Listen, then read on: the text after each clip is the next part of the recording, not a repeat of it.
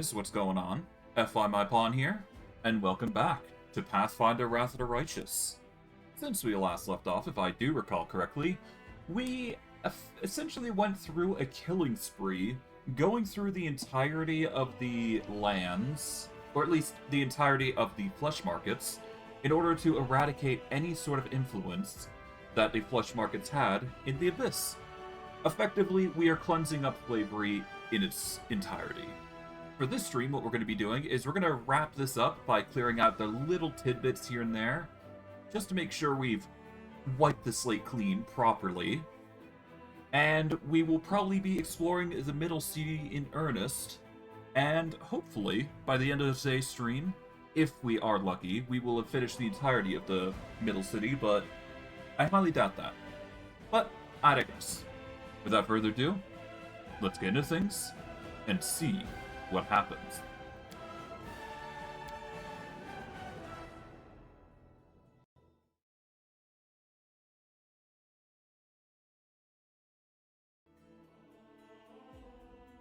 But yeah, we've got quite the journey ahead of us. It's going to be quite violent, so be prepared for that, I suppose.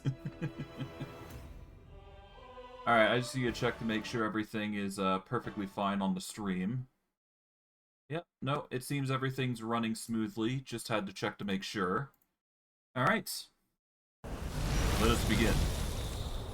Right, so last I recall, we were fighting this guy, weren't we?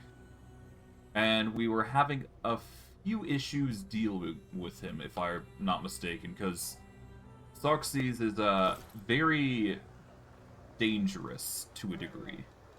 Not to the point that I'm going to be concerned about him, but enough to the point where I should probably prepare a few things here and there. Let's see. Our greater heroism is 10 minutes. Heroism is at 30.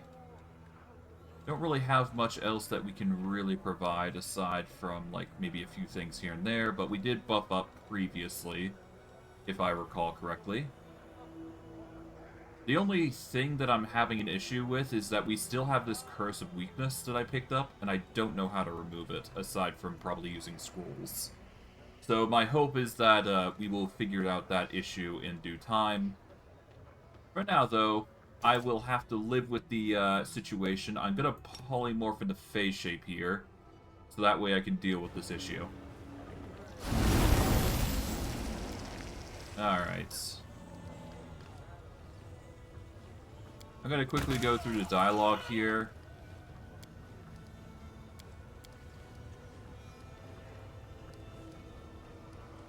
Going to go for the chaotic option.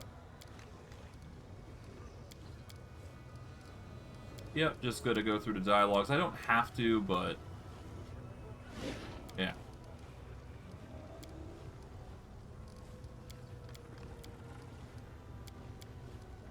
And there we go. Just go for the combat option. It's not the most ideal, but honestly, we're not going to get a better result here anyways, so whatever. We're going to have to reload anyways, so yeah, we're going to immediately get into the fight shenanigans. We're going to have to move into position, we're going to polymorph, and then we'll be good. As long as we're polymorphed in either form, we're going to be fine. But Intimidate is going to be the necessity here. So us attacking in polymorph form is actually going to be better for us a little bit. Together we stand. It's not perfect, but it will be better than the alternative.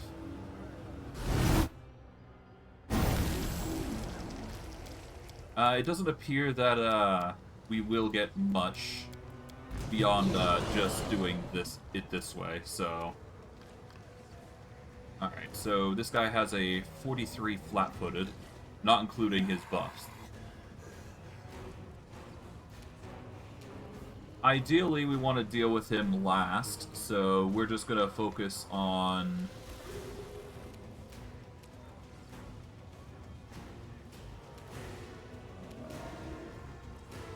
Okay, I won't be able to actually target him like that.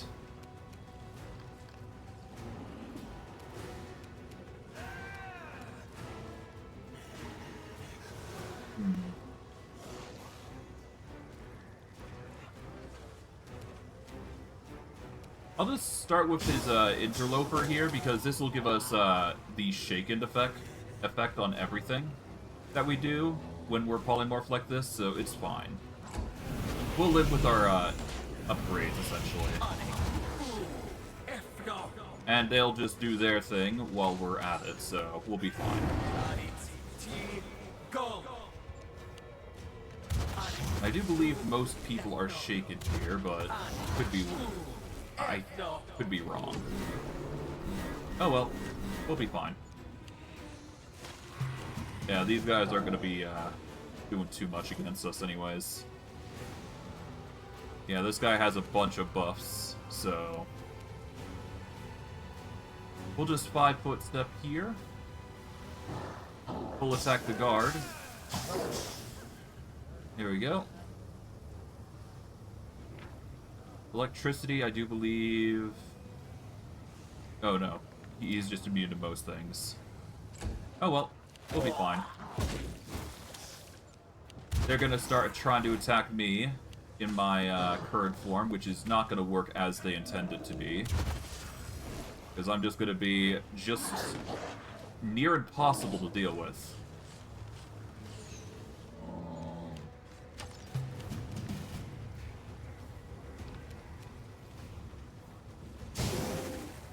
Thank you.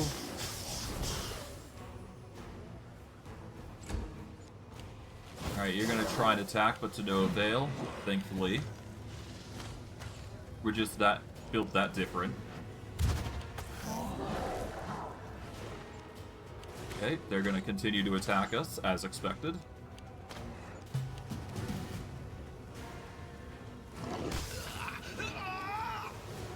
I'm gonna 5-foot step this direction. These guys are gonna try their utmost to get at us. Xerxes manages to knock us prone. But we'll live, considering our misconcealment is coming in clutch, for the most part. Okay.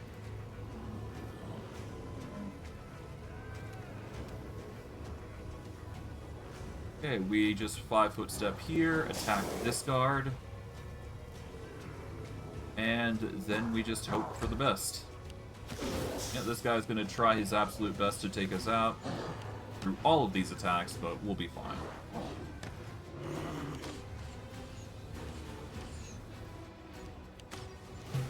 In fact, let me check my hits. It's 44 currently. If I reduce it by 5, we'll get a ton more damage out, but it's not gonna cut it for this. Oh well. We'll start with the guard, though. 5-foot this direction. There we go. Force these guys to chase after us to no avail. Ow. I'll have to heal at this rate.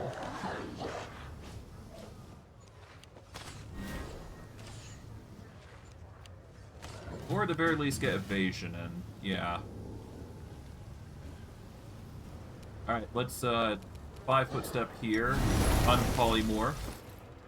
Quickly equip ourselves with a scroll of displacement. Because this is just going to be our lifeline, if you will. There we go. Oh, we just barely avoid a worse fate. Thanks to the Handed Inheritor being a good distraction now.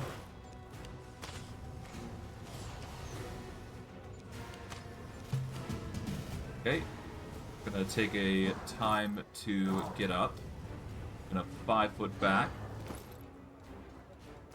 And I guess polymorph here. There we go. Okay, they knock me prone yet again, because that seems to be just the commodity that this guy likes to cause. Xerxes.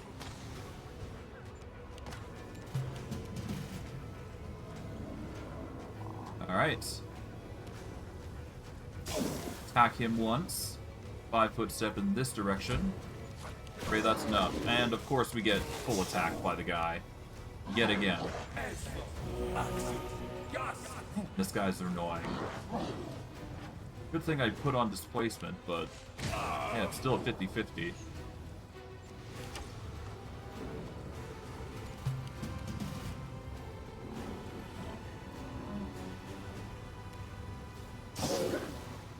Okay, 5 foot this way. Really should have just transformed into a dragon. That would have been a little better for us. But the Handed Inheritor stands up, does his thing, heals us. We're basically fine. We'll live.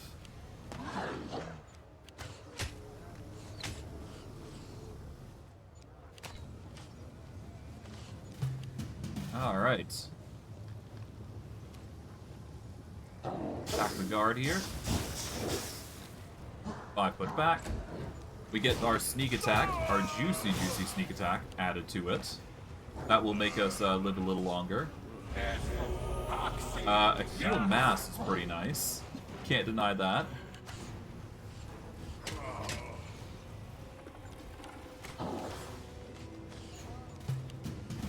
Alright, it's just a matter of juggling these. And of course, the Handed Inheritor is actually healing the guards, which is actually not what we want. So you know what? I'm gonna sacrifice the Piranha Strike and just go full ham here. There we go. Just coax these guys to chase after us. Let Xarxes focus on the Handed Inheritor, who's gonna be constantly trying to heal himself, I imagine. We'll focus on these three, and then we should be good.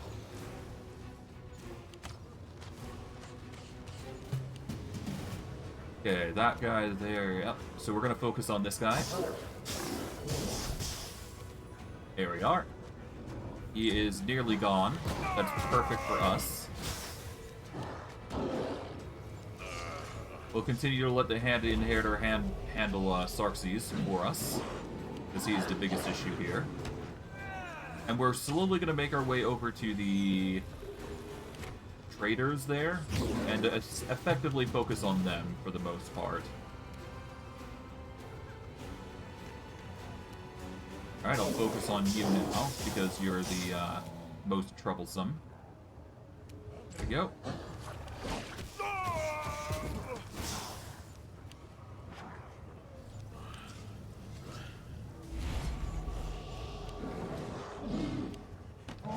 Okay, cool. And we should have enough room to attack all three of these guys without... Well, no, it's fine.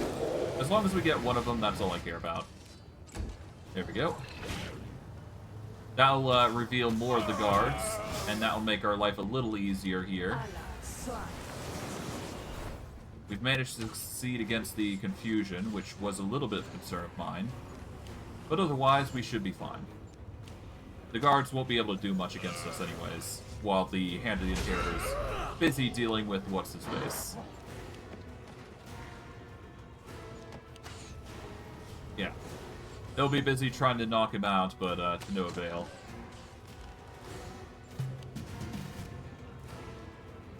Okay, we will probably focus on the senior guard here. There we go. Move over to here. There we go. We succeed against the Crushing Despair. Yeah, they're going to start trying to take us out, to no avail. As we just basically juggle life or death here.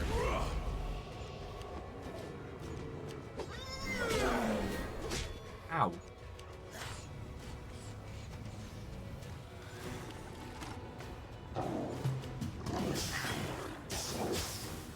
And I'm dead, so we're gonna have to load that again, sadly.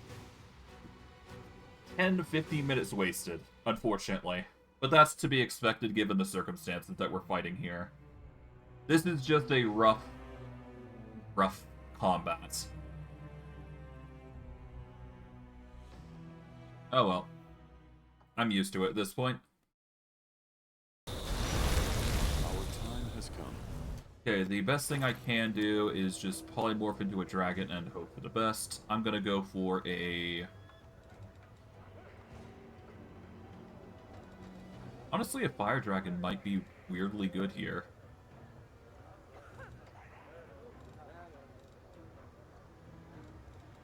And we'll just go for a green dragon, it's fine.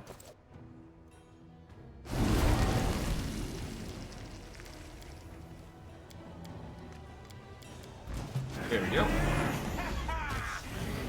And of course I get knocked prone immediately, so we reload once again until we get a roll that won't get us attacked like a, constantly like that.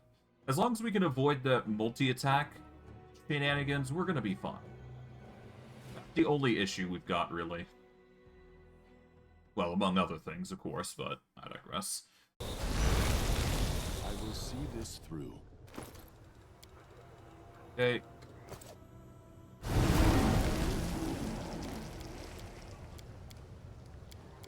There we go. Are you serious? Come on. I have such a... I'm hating this guy.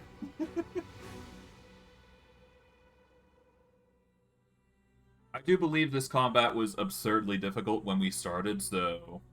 Either way, it's going to be an issue. Oh well. I pay the price for doing it this way, so...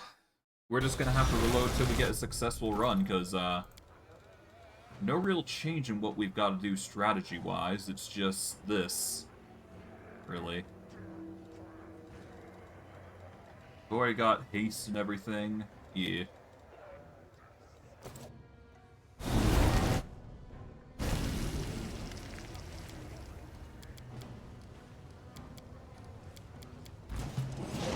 Okay, now we're first, so now we got plenty of hits to go with. Ideally, we want to reduce his to hit, so we're going to focus on disorienting injuries. He's got an AC of 43, so against our hits, if we reduce it with Piranha Strike, we'll be fine. This will increase the attack damage to a significant degree. There we go, and because we caught him flat-footed... Oh, we actually don't get the benefits that we're looking for. Oh well. At the very least, we'll get the 5-foot step that we're looking for here, and pray that's enough. Darkseid is going to try his absolute best to stop us, but to no avail. Well, he's now with an absurd AC now, so we'll just hope this is enough. And now we deal with the guard, who are going to be equally as dangerous. Ah well. I expected this to be the case, so whatever. Alright, now we just deal with literally everybody here, so...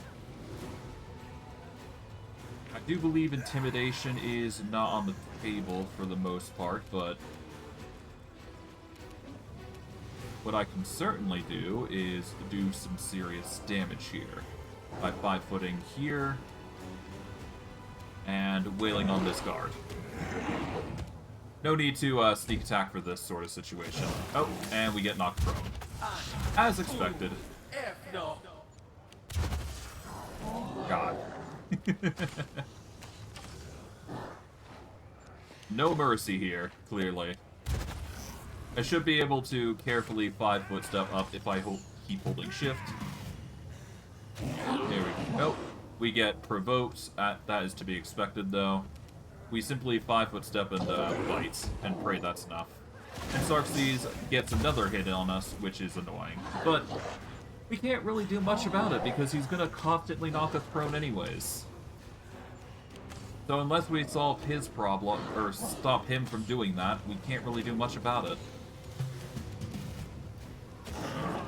Kind of forced to just take the L there, and move on. Just keep 5-footing and taking out the guard here. Thankfully we get the miss there, so that's good. That'll give us a full attack to work with, as opposed to the alternative.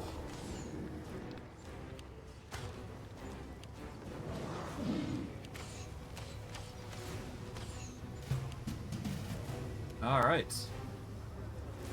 Start with this. Alright, we make this guard dazzled from all the attacks. We 5-foot back again. Darkseid goes in. Thankfully, the Vampiric Shield is just giving us more healing on top of everything that we've been doing. Demon Plague, not a fun thing to have, but considering plagues are easier to cure, we'll be fine. Okay. We just full attack the guard here.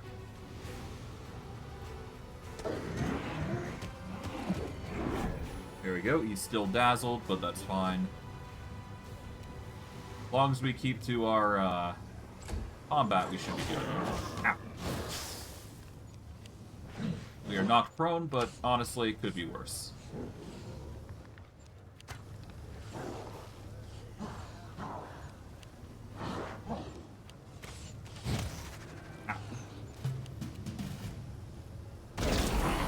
Okay, we get a nice juicy heal thanks to the handy inheritor, who's effectively going to act as a buffer here. We will 5 foot away. Xerxes is purely focused on us, apparently. But with enough 5 foot steps, he will then start focusing on the handy inheritor.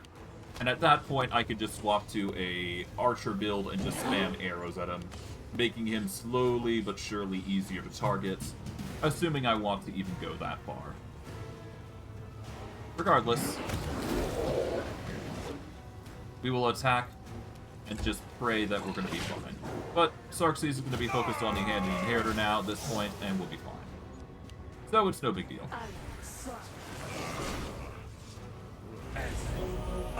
Okay, the guard gets healed. I'm not too happy about that. But a quick movement should be enough to handle this issue. Because I don't necessarily need to focus on the inheritor to deal with this problem. I just need to deal with the archers. Well, at that point, the archers are really just fodder at that point as well, so it's fine. In fact, no, I cannot cast spells to make this process any easier, sadly.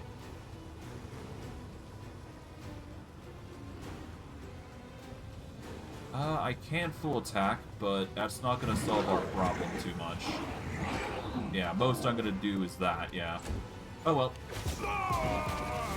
I'll let the handy inheritor be a target, though, all the same. That's a nice juicy heal. Not for us, though, obviously. I mean, as long as we retain being the focus of the any targets that come our way, we should be fine. Yeah. If the archers focus on us, that's all I care about. And as long as they keep missing, we should be good. Okay, senior guard's going to be an issue, but not by much. I do believe we can just intimidate here and make it way easier to target them, so there you go. Okay.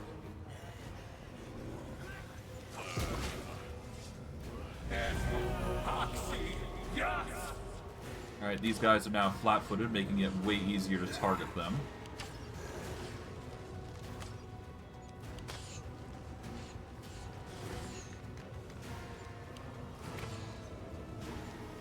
Okay.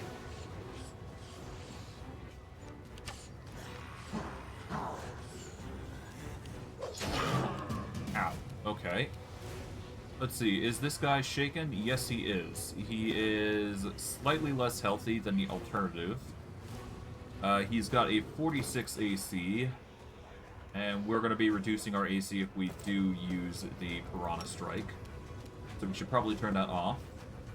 This guy's way easier to target, though. So it's really a choice between the targets. I'm going to go for the senior guard, though. He comes first. Because the sooner I deal with him, the sooner I deal with the majority of the enemies. So, YOLO. We make it work. Okay, Deep Slumber has been triggered. Nobody could be put to sleep, though, because we're just too high level at this point for it.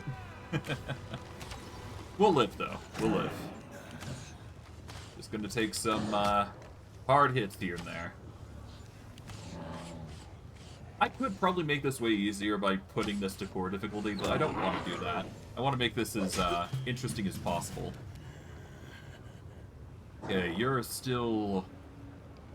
Yeah, you're still shaken, so I can still attack you with this. There we go. The guard here is actually blind. So that just makes our enemies just easier to target now. Okay, you guys are going for us now. Okay, the guard here is going to try and do his best to attack us, to no avail. To no avail, rather. Not a fan of the archers that are throwing in haymakers of attacks. But we should be fine once we start whittling them down. Okay. We got a succubus who is... yeah, currently not flat-footed. We can certainly attack the guard, though. We will activate Piranha Strike for this. Here we go. Keep moving as we just slowly get closer and closer to those guards. They're gonna try and reduce my stats slowly but surely, but to no avail. The guard comes next, and we should be good.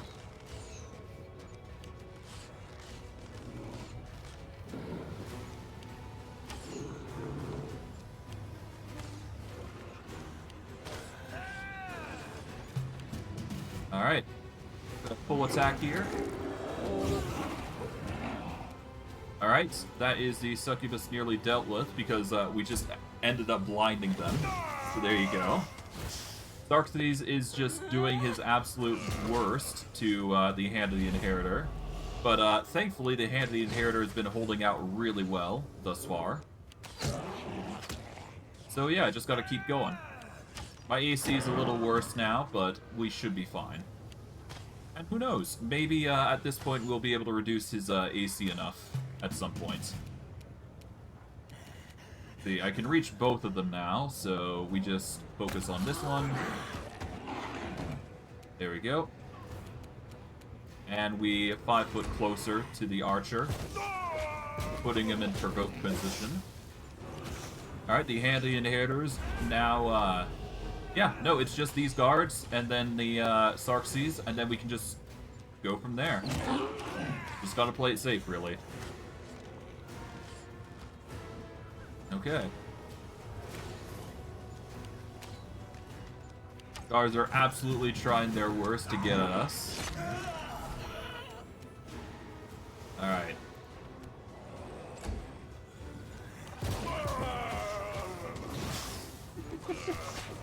And the Inheritor is absolutely doing his worst, trying to do his best to take us out. Or absolutely trying his best not to die.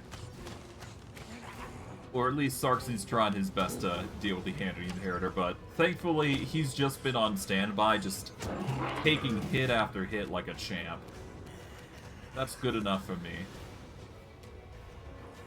Alright, we're gonna move over to here. We will attack the traitor here. Yep.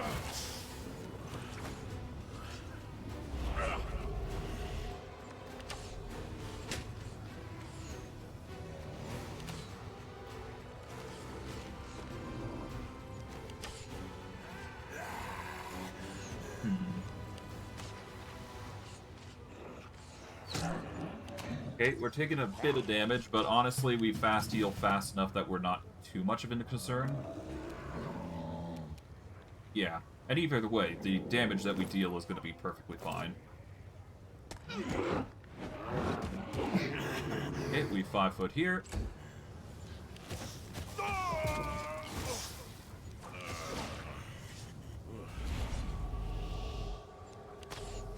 I mean, yeah, as long as the Handy Inheritor is basically taking the shots, we're gonna be fine. Definitely want to take out that guard, though, if I can.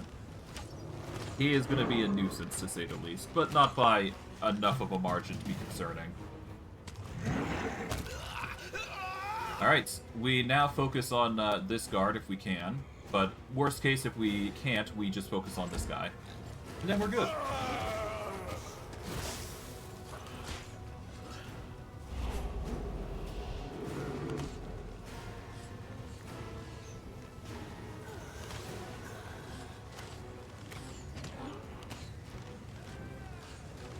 Yep, nope, the Hand of Hair is trying his best.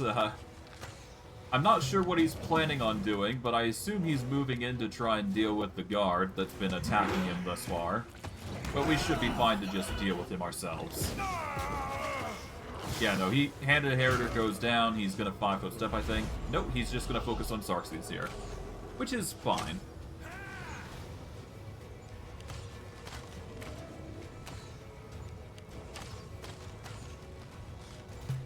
Alright. Just combo the guard now.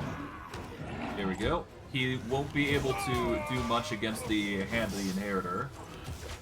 No matter what he does now. Or better yet, he's probably going to move. Oh, no, he's not focusing on us. Interesting. I could have figured that were the case, but I guess not. Oh well. I'm not complaining.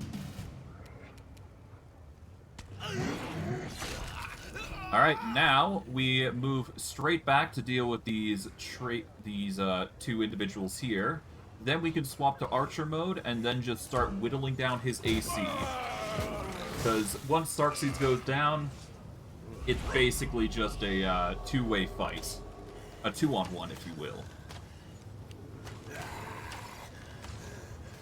Needless to say, I'm very thankful of the Inheritor for doing this much for us, though. Because without him, it wouldn't have been that much possible.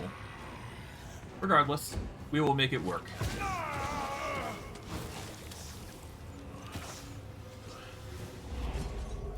Good.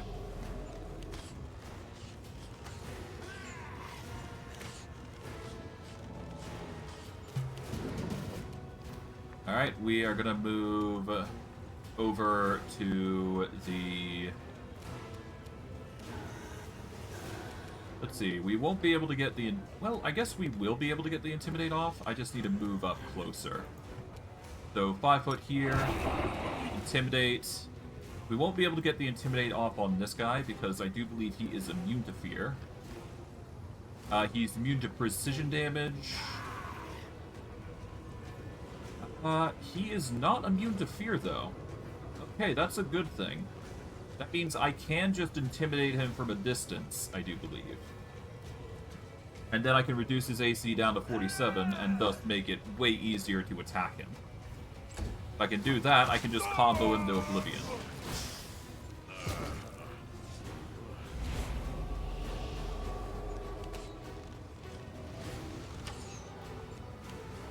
Okay.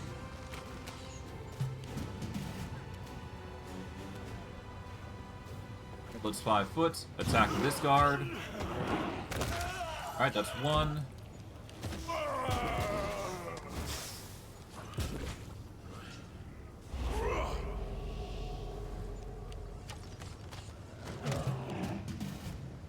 Alright, this guy is currently not... Oh, he is currently flat-footed. He's just not shaken. Well, that's fine. We should be able to now unpolymorph when it comes our turn next. Then we can just start pelting Xerxes with archery attacks. By intimidating him from a distance and just pelting him from a range. Alright, let's begin. So first and foremost, we turn off this. There we go. We give Xerxes a study. And we swap over to... Yeah, we just take a 5 foot step back now. Xerxes is going to be busy dealing with the Hand Inheritor. As long as he's distracted, we should be fine. So now, we just swap over to this. We will intimidate from a distance. And we've just got to get a successful roll of 66. Okay. Yeah, that's the issue. I highly doubt we're going to be able to get an Intimidate of that nature. And any sort of attempts are going to be just not working. That said, we have archery attacks now, so we can just take advantage of that. So all we do is just attack from a distance. And pray that our archery is going to be enough. And of course we can increase the damage output as well, so that's going to be fine. Activate this, so that way we get the best results. How is heroism working? 8 minutes, that's perfectly fine for what we're doing. But yeah, as long as the handy inheritor is focusing on him, we should be fine. It's just a roll of die now. If we get a 20, we get a 20. If we don't, we don't.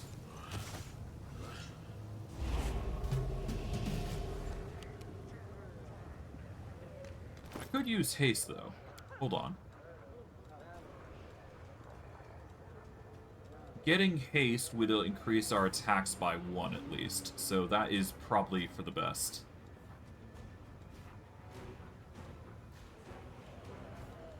Just let me get my haste wand out, wherever it is. Displacement, here we go, haste. Got 9 charges in it, so we can use it as much as we need. There we go.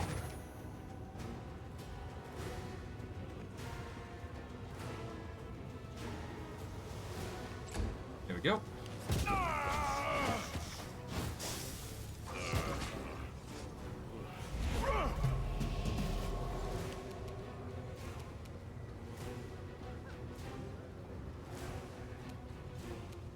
I'll just get as much distance as I possibly can here.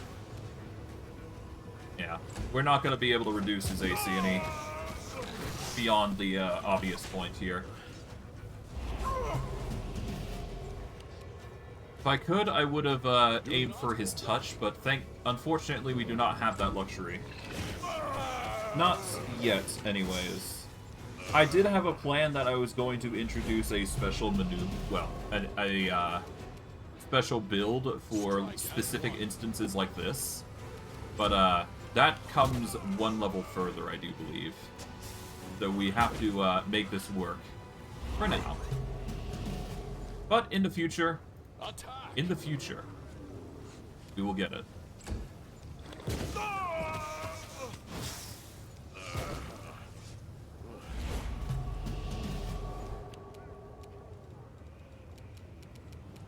Okay, we only get 4 attacks now. We're gonna turn off the inspect here.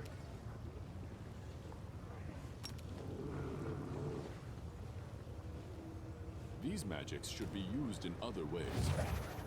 Okay, just hasting is enough. I'll 5-foot step again.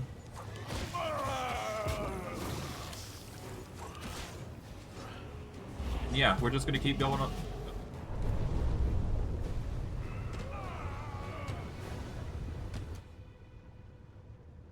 Oh, we catch him flat-footed, like this. We shall overcome.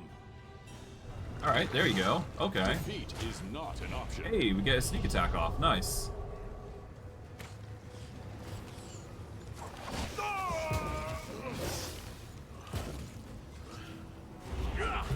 Huh.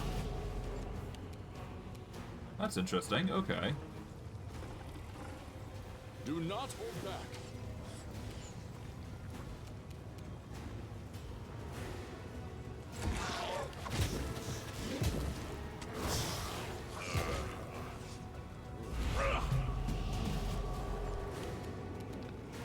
Strike as one. Attack. Hold on, I need to check something. Did I catch him bleeding? We shall overcome. Oh, hold on.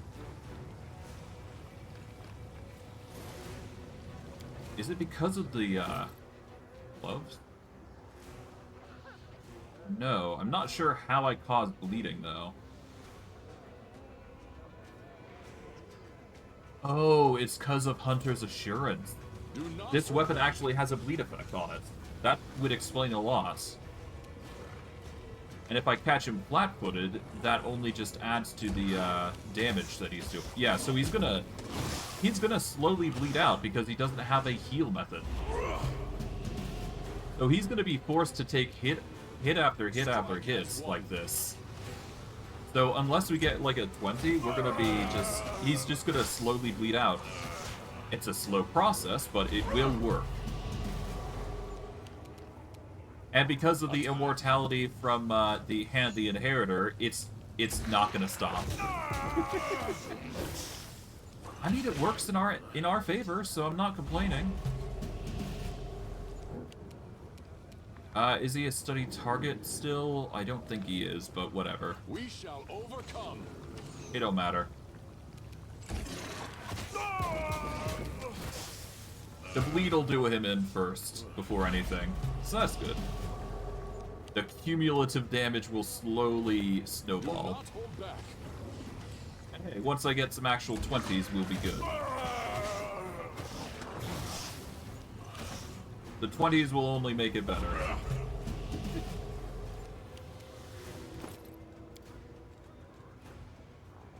I don't really have any other weapons that could reduce his AC any further, so... Sadly, this is just going to be our life for a while. Oh well.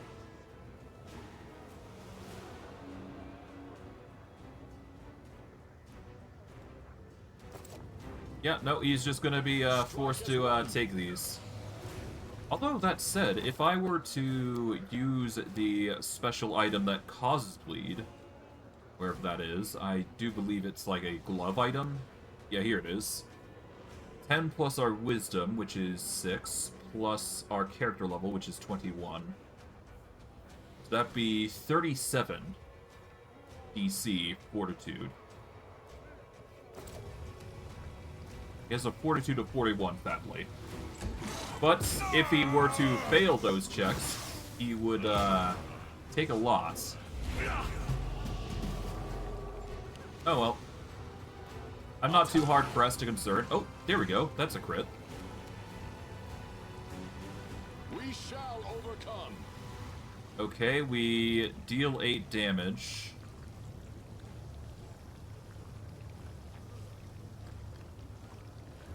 Didn't really crit with it, though. Well, no, we did crit. So he should be suffering from a... Or so he should be suffering from a penalty.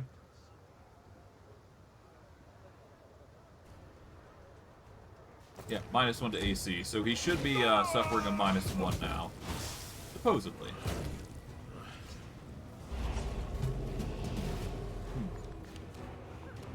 I guess not. Alright, let's see if we can speed this combat up a little bit. Let's see.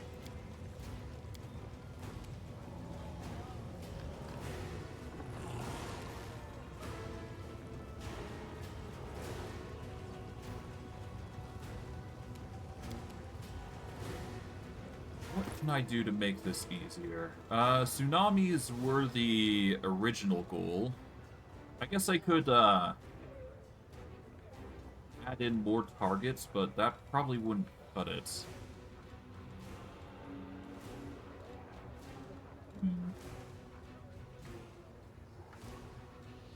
Yeah, no, I think it's just better if we just stick to the grind set of attacking. We'll eventually get it. I mean, he's gonna be bleeding himself dry anyway, so it's not like it's a huge deal. You know, now that I think about it, let's see. Those gloves that I looked at real quick, when did they trigger? They whenever we crit, they must make a fortitude save.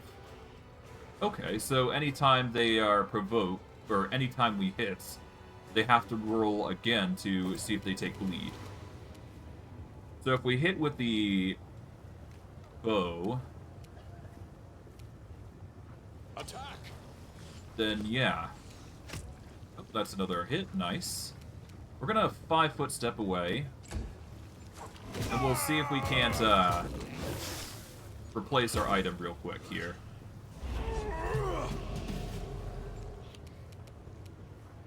We shall overcome.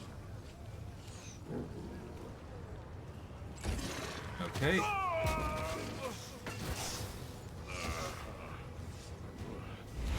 Yeah, this guy's having a rough time. Do not hold back. Okay, let's 5-foot away. There we go.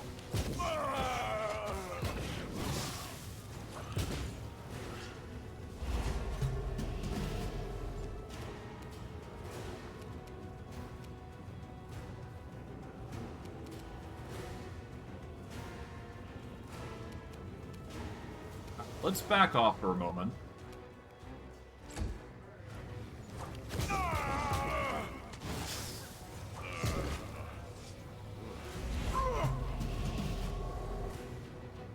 Okay, pause. We are going to equip some items here. We are going to equip these gloves of phenomenon, or whatever they're called. There we go. We don't use point-blank shots. We don't use touch attack rules, though, so that is a bummer. But we might be able to do something about this.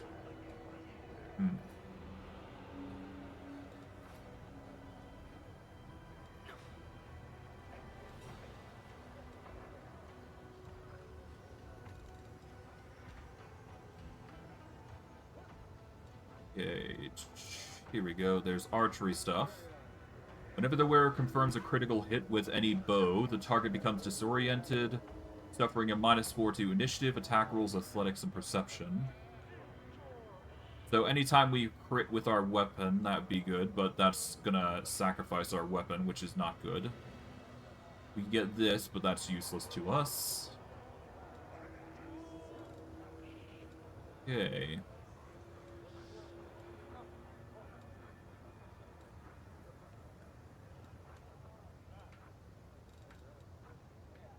Okay, for the most part, we haven't really got any good abilities here, so we're just gonna have to pray that the gloves are just enough. I'm wondering if there's anything else I could quickly throw on before I go further. I don't think there is, so... Alright. Godspeed. Alright, there we go. Strike as one.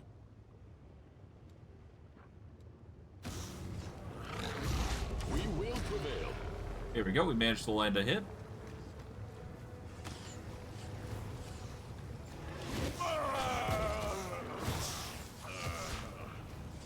Still suffering from the bleed, though, so that's good.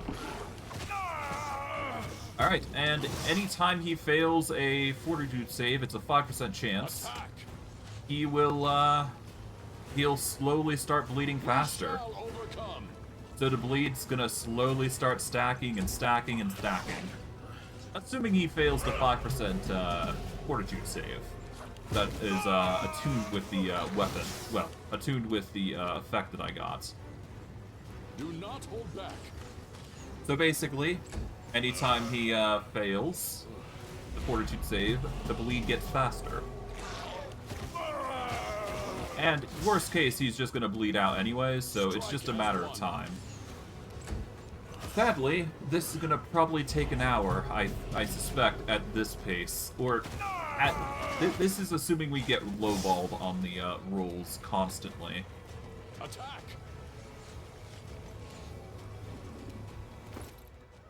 Let's see, is there anything else I could do that might add to this? Not really. I mean, I could use Feral Charge here. This is a slightly better weapon. But, again, it's not really going to change anything here.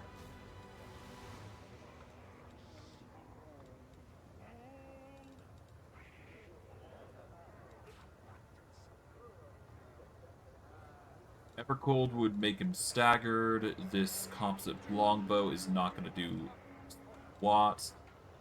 Neither is that one. Okay. I just had to check to make sure, because you never know. 5 foot back. I'm just thankful the Hand of the Inheritor is taking this like an absolute Giga Chad. If not for him, we wouldn't be able to cheese this fight so hard. So... I can only really thank him for all this that he's been doing thus far.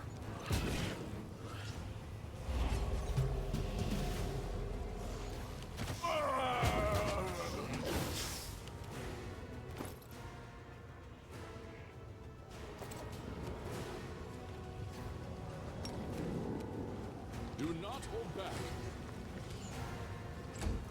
Okay.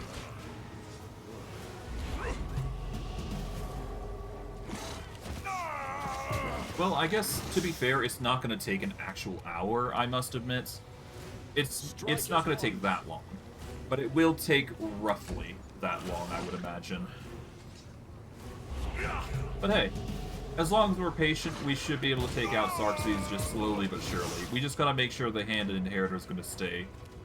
Otherwise, yeah, no, this is useless. We need the Handed Inheritor here, basically. If he's not, then we're basically boned. But thankfully, he is not doing any healing shenanigans, so we should be fine.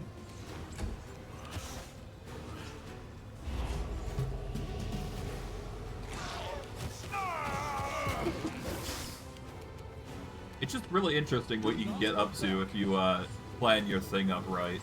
But hey, Hand the Inheritor being a distraction for this particular fight is a good thing. Because the fact that we can just use him like this is just good. Strike as one. Although, I guess this is considered a very evil act, I must admit. If we're just using him to this benefit, but in the end it's for a good cause, I suppose. Even if he suggested against it. Attack. Yeah. Eventually, he's gonna go down. Eventually. I suppose I could just, whatever. It's fine. We shall overcome. I could do some things here and there to, aid in this, but honestly, I can't be bothered. We'll just let him bleed out and get any hits that we get with Ride. I mean, he's moving 40 feet anyway, so as long as we move fast enough that we're gonna... Yeah. As long as we move fast enough, we should be fine. We'll be good.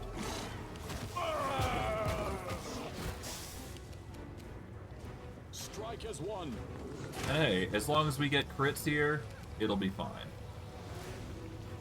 Yep, he has to make a... Hold on.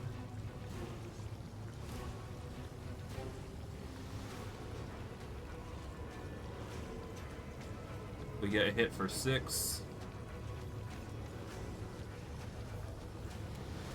Attack. Doesn't he get more bleed now? I guess not. Oh well. Even if it doesn't look like it's working, I'm hoping it does.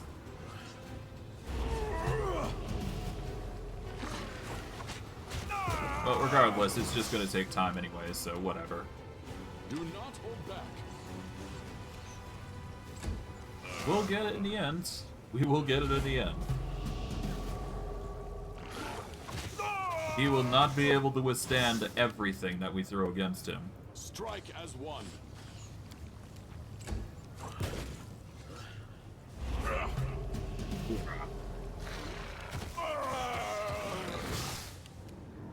Attack.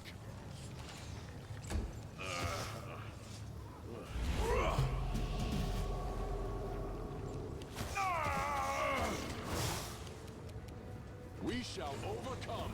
Well, I'm just gonna quickly speed through these combat, or speed through the combat. It's gonna take some time no matter what we do, so Do not hold back. I'll just keep throwing those 4 attacks in, and eventually we'll be able to get the kill. It's a slow but expected journey.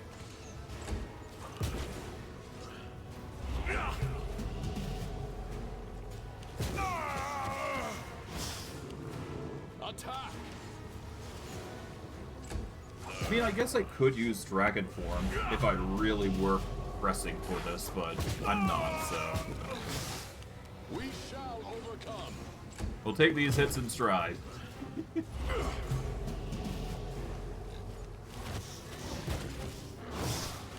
Do not hold back.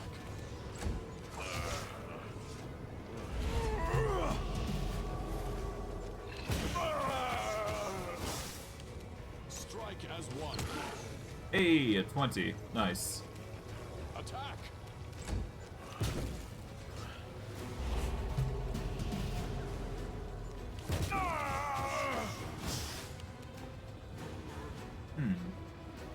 Now that I think about it, couldn't I just... We shall Hold on, I have to see something real quick, because this does matter. Because I could just attack from flat-footed position and just rinse and repeat, couldn't I? Strike as one. Yeah, I don't actually have to be in melee combat with him. I could just move back and forward, back and forward. And worst case, I could just move here, wait for that turn to end, and then the Fog of War hits. Just be patient.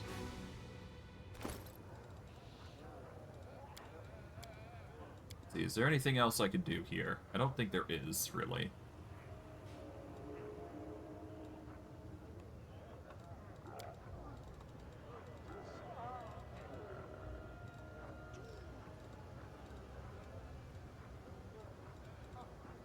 He would technically be considered flat-footed, would he not? But he is still protected by spell resistance. Though I'd need something that could bypass that. Or at the very least, I just need to deal with it.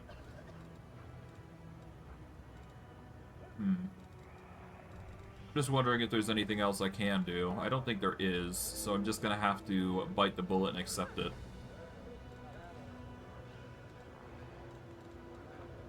Ah well, I tried.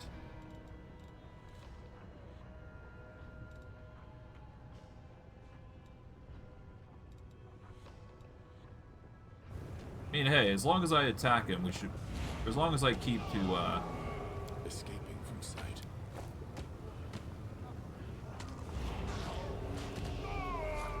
As long as he's bleeding, we should be good. Right? Yeah.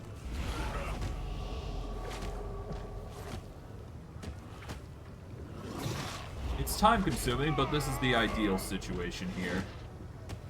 Just wait.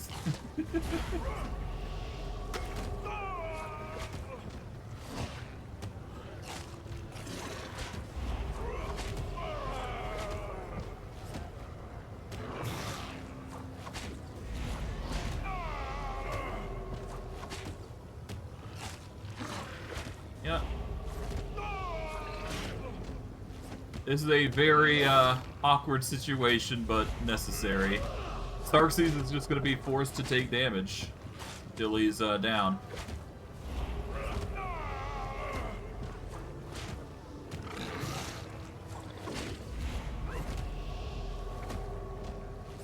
But yeah, no, he has 32 spell resistance, so we wouldn't be able to do much against him anyways. Well, unless we get lucky, but even then, that's not ideal. But the bleed would basically handle the majority here, so we're gonna be fine no matter what.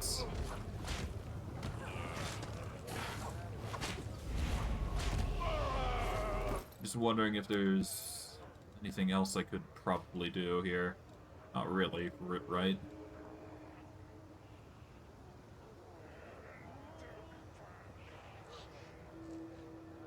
Cursed ammunition won't cut it. This doesn't do damage.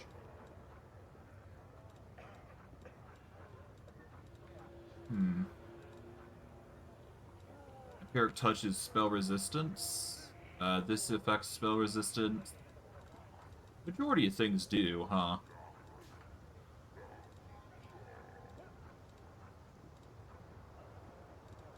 And again, yeah, most of our repertoire will affect spell resistance, doesn't it? Oh well. Can't really do much about that. We can just really just... We're just gonna have to fight it and, yeah, the bleed will do the rest for us, so... I guess what I can do, though, is just full attack him from flat-footed. That'll bring him to a 47, right? We've only got a 36 to hit with this, though. So, yeah.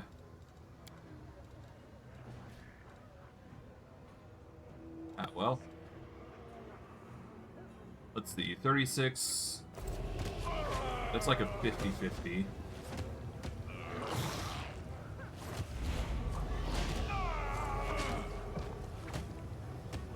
Oh well, I'll just leave it to grind away. It's fine.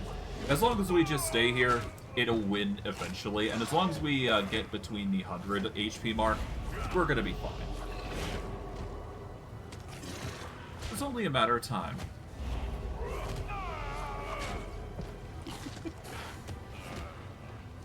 This is such a weird situation. Oh well.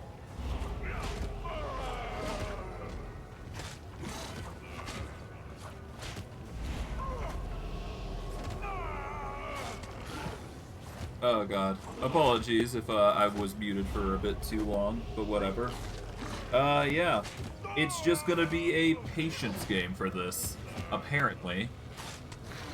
As long as we let it bleed, we can just let him just slowly die out for our own purposes. I would have loved to do anything to make it easier for us to deal with him, but there isn't really much we can do here. The most we could probably do is to catch him flat-footed, and even then, that's not gonna cut it, really.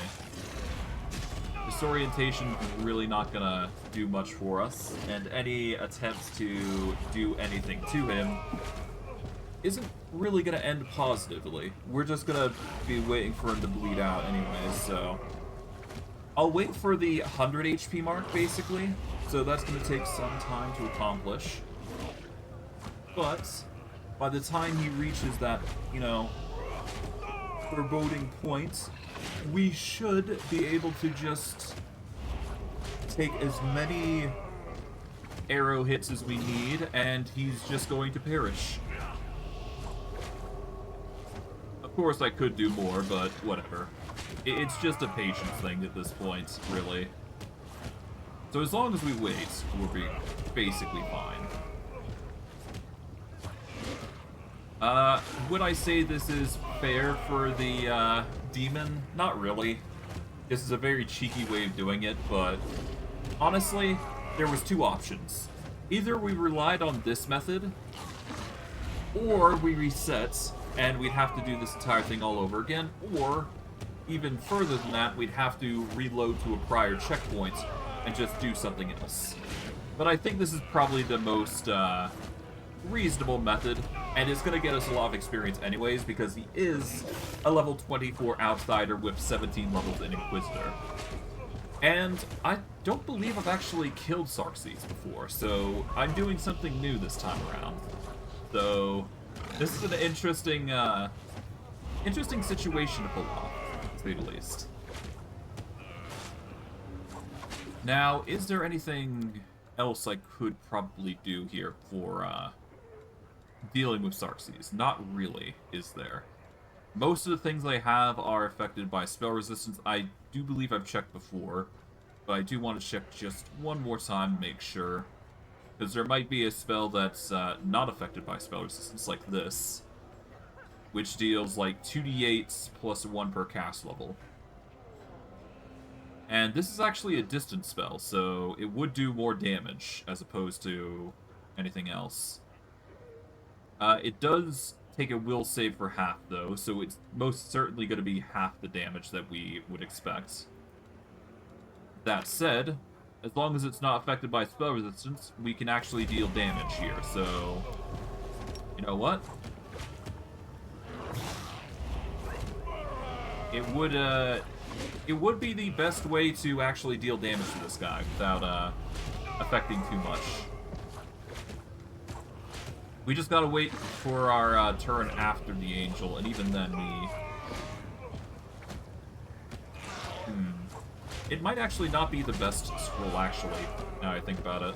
Because it would actually interrupt this whole process that we've got.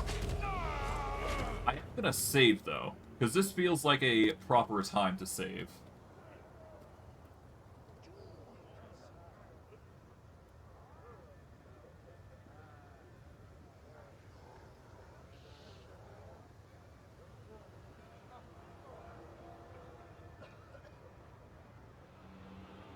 There we go. Cheese chat. It's cheese strats. This fits the term of today's stream quite well, I think.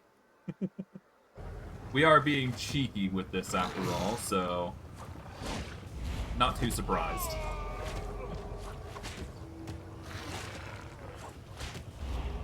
But yeah, come the 100 HP point, I'll probably just go back and forward, just get as much attacks in as possible. But I digress. It's gonna be a constant process of just waiting for this guy to basically finish his brawl.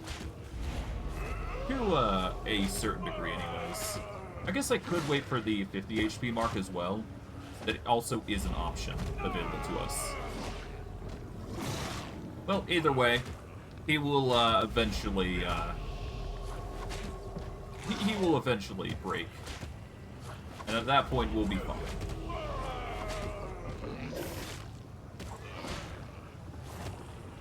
All right. Now we're at the 300 mark, going slowly down to 280. Wasn't exactly expecting my day to be this.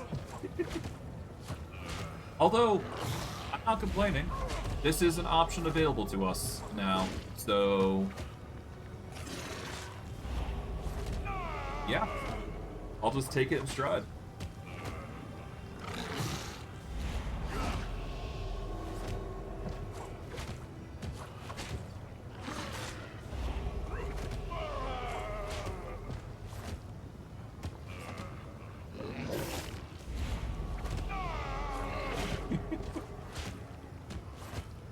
Yeah, if this wasn't here, this would be a whole different ballpark.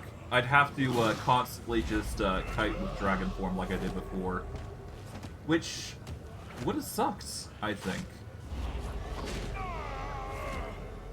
But regardless of the outcome, I am going to be dealing with Xerxes, and whether I do anything here or not, I don't really mind. I do believe there was something that you could do here, but that might be in the true Aasimar path. I'm not 100% certain, though. We'll have to see, though. All that will be done soon. Oh, we shall see. We shall see.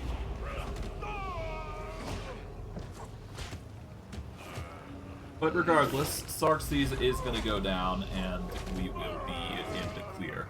Eventually.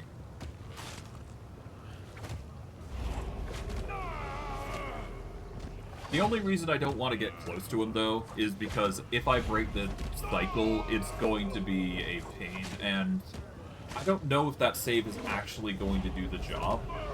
So I want to save at a particular moment, roughly within the 100 HP or 50 HP range, and I want to see if I can't set up there, because if I don't, then, and this doesn't work as planned, I do still have a chance to actually fight him, without actually having to do too much.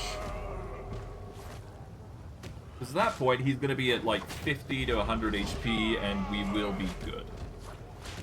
But yeah, it's a time-consuming process, this, but if we're looking to go for a cheese strat, this is literally the best option that we have available to us. And hey, if it works, it works. I'm not complaining.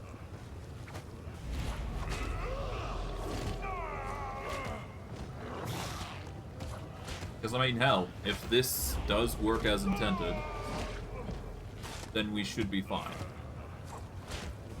I'm thinking I actually wait for the 50 HP mark, actually, at this point now. If I at least do that, then at the very least I'll have a way better chance of dealing with this guy. I need to buff, obviously, but... I mean, either way... Oh! It seems the handy inheritor managed to get a swing in. A nat 20, if you will. We're lucky there. Surprisingly. Okay, we'll save at the 100 HP mark, so that way we can time it properly.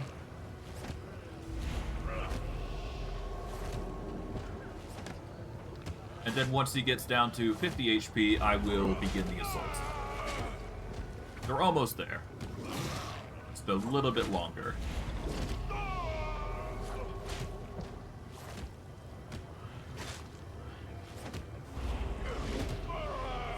Alright.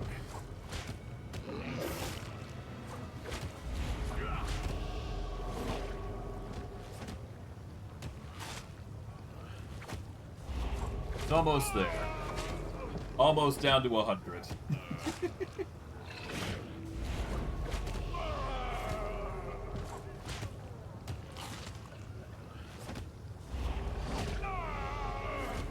Honestly, I'm kind of surprised the Inheritor is stuck around this long.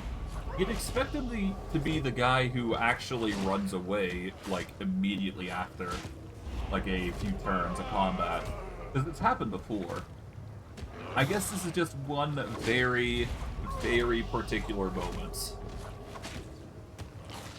Mind you, I probably could have just left this for a later day, or a later time to fight this guy, but I wanted to fight Xerxes as soon as he came into being. But we're going to save here on 100. We're going to wait for the 50 mark, and then we will save once more, and then we will begin the assaults.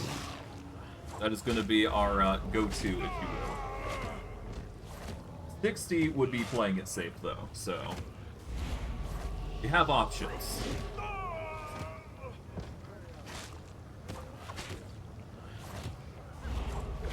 But yeah, almost there. 86.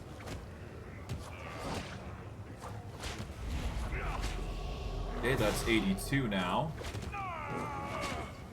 And if the Inheritor manages to get a swing in with a 20 for some surprise reason or other, we'll be able to basically take this guy out proper. But I digress. It is just a matter of time now. So no matter what the fight results in, we'll be fine. Hey, a hit. That is perfect timing. Now we save and then we attack.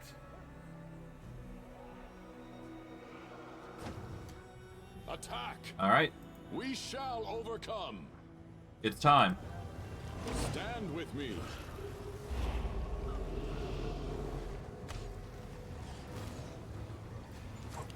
Alright.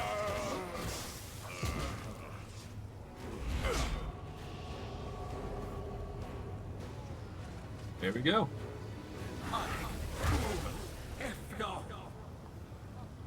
Defeat is not an option. And there goes a hand of the Inheritor. So, yeah. If you have the hand of the Inheritor be around too long, then your companion gets abducted. So now we don't have the Angel's support. So we're kind of stuck in a bit of a hard place, because now we got Marilys that are going to be chasing after us. At least for a little bit. So yeah, that's another fight that's going to be popping in. We're going to Dazzling Display here, 5 footsteps, so that way we get some defense, or get some distance here. Not going to be enough to fight all of these guys, but we should be fine for the most part. Our AC is going to carry us for the most part here, so we'll live.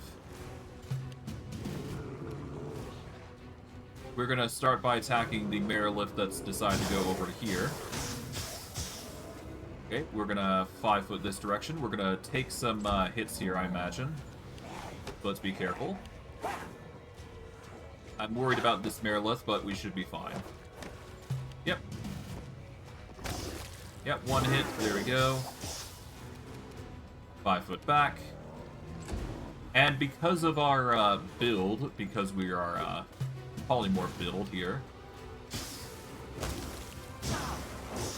yeah, we should be fine. We're going to take some ability damage here and there, but we should be fine. Yep.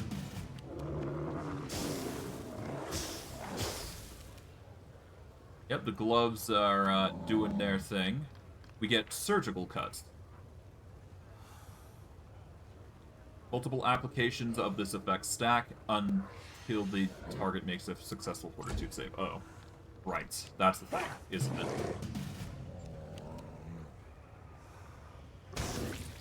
There we go.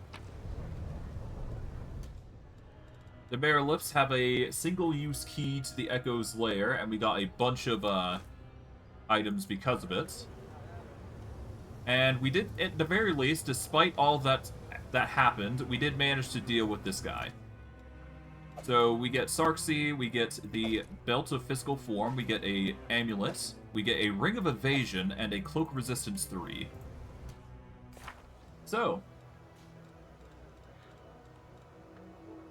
we have just lost our companion.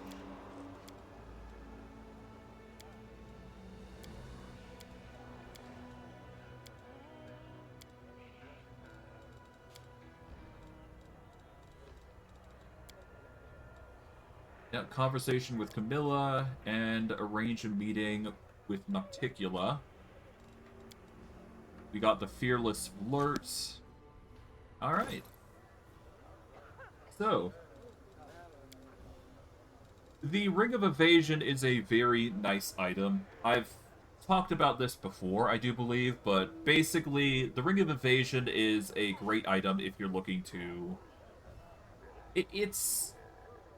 It's like the Rogue talent, where you get evasion, where you can take half damage from anything you do by evading.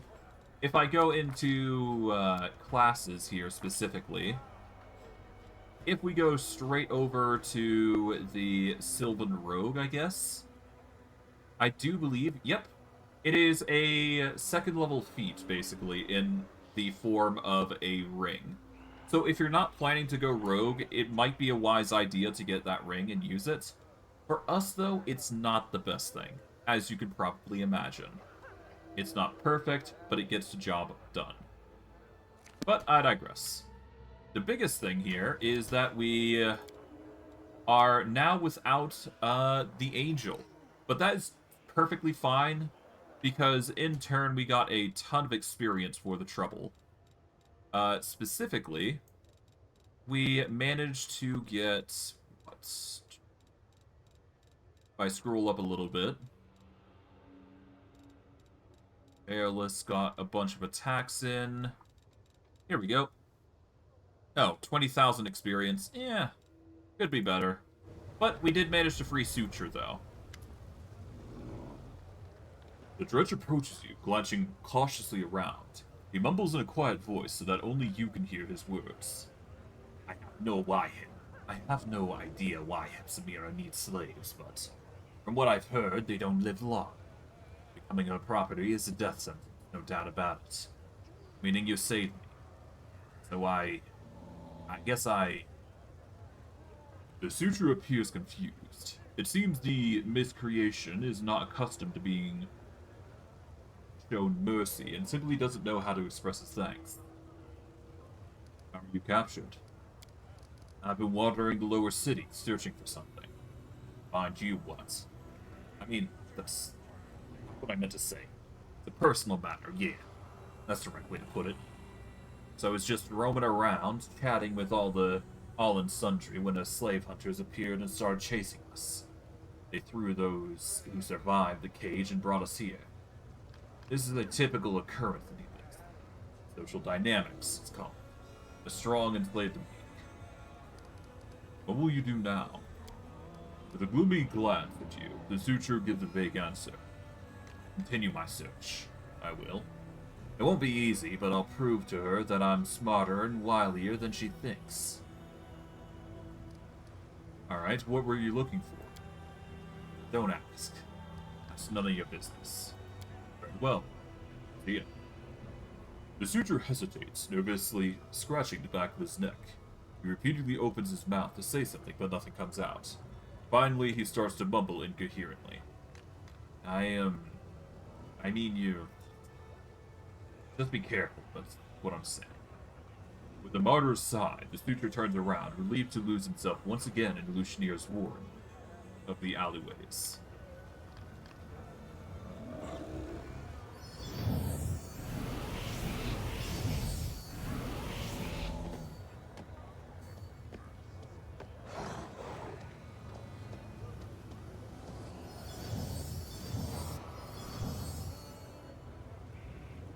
And with it,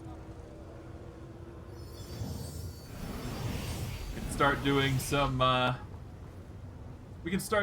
cleaning, if you will.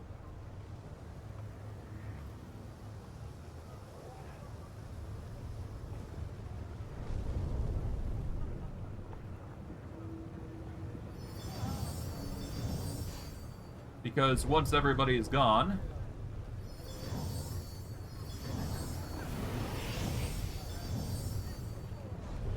It doesn't appear that there's anyone here. Good. I think we've basically cleared up everybody here. To my knowledge, anyways.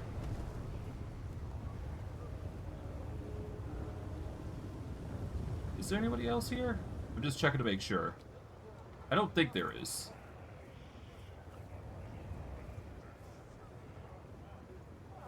No, I think that's it.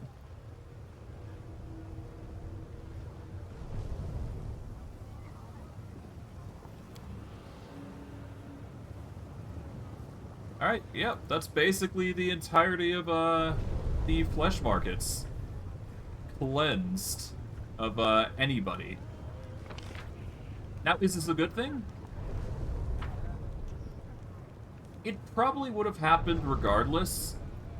Well, it probably would have been cleaned up regardless, whether time had, done anything or not, but, we certainly assisted in making that a reality by clearing up the entirety of the Fleshmarkets, but whether that's a good thing, we did have to sacrifice a little bit here and there, but we'll be fine, I do believe.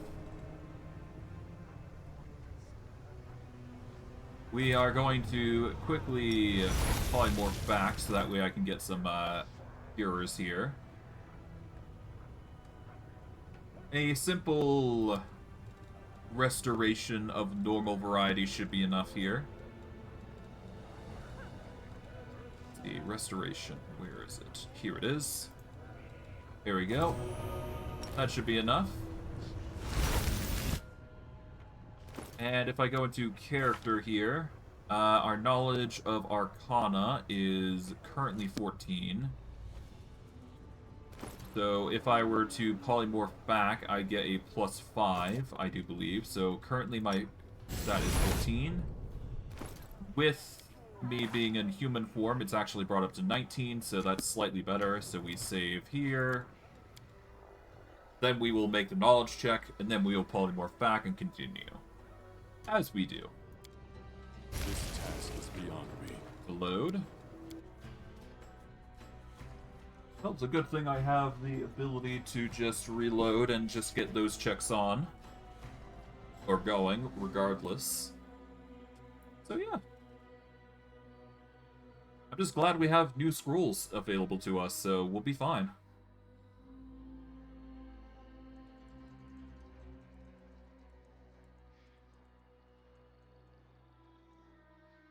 Although, I suppose what I could have done is wait, but I don't like doing that. I do not believe this is possible. Okay, that's another load because we failed that check, but considering the difficulty, I'm not too surprised. It is a 19 versus a 34, so the most we'd get is a 39 out of a 30... Yeah, out of a 34 or 32, that's basically a 5 or 25% chance. Give or take a few percentiles here and there. Otherwise, we should be fine. Yeah. The deed There is we go. done. The islands floating in the air are not the byproduct of some crazy magic. It is the energies of chaos that endow them with their bizarre properties. They're not even the most amazing thing that can be found in the abyss. Alright, we save here and continue on. We're gonna keep to our current form here and just use that for a while. Because I do believe we'll be fine. Ow. Load. Good thing I saved.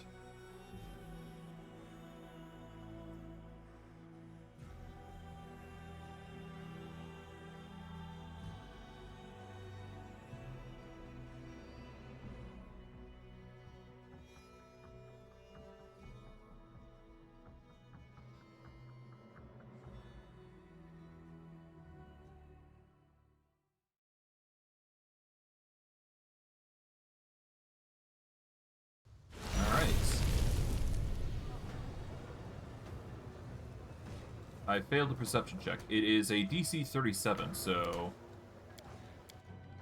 let's try and get that again.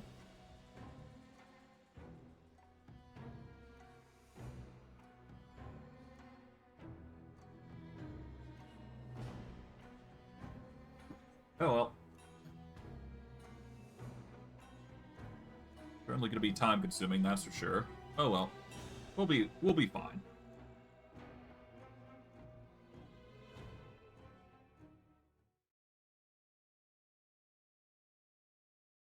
Okay.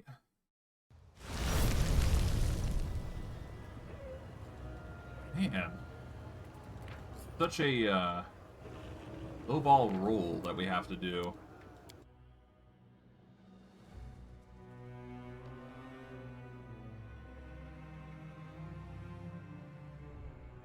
I guess I could start wearing those goggles, but yeah. We'll lose out on the mask's benefits, which is not cool. Oh well. We will live.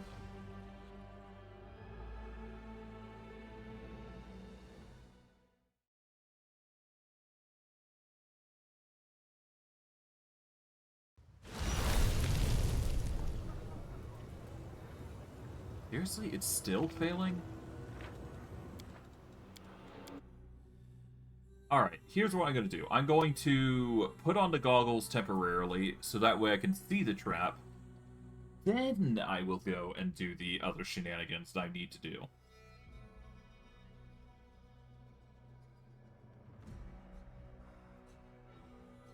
So, unpolymorph, there's the trap, polymorph, yeah. And I guess technically that will be giving me a chance to use those keys as well, so it's not like it's a huge big deal. Yeah, so what I do here, polymorph, equip the goggles, which is in here. Here we go. These ones. Bingo. That is Pop quite the a trap. discovery. Equip the lockpick kit.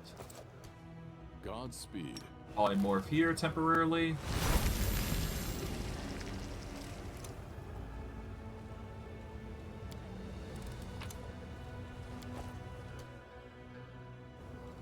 Alright.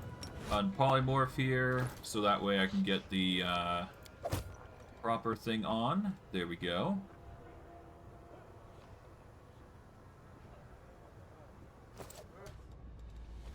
Polymorph back.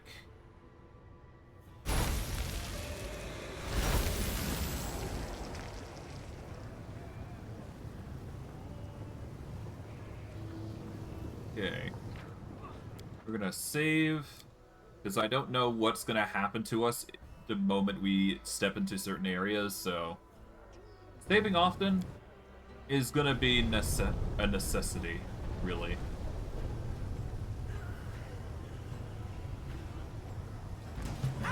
Oh. So that's your decision, huh? Okay. Do it yourself.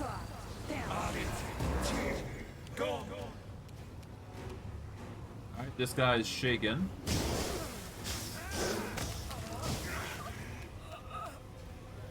Got 5 foot here, there we go. Alright, you're force bombing me. Ooh. That's some serious damage, that's for sure.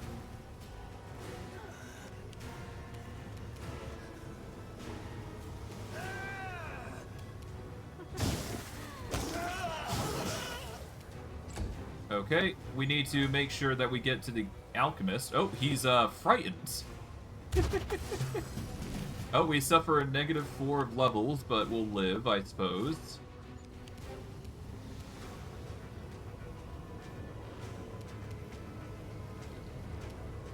Okay, we'll 5 foot here. Attack the succubus, who's currently flat-footed. There we go.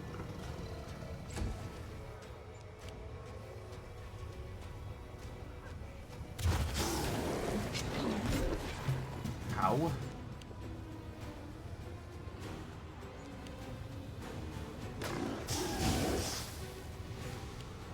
A little worse for wear, but our durability will carry us for the most part.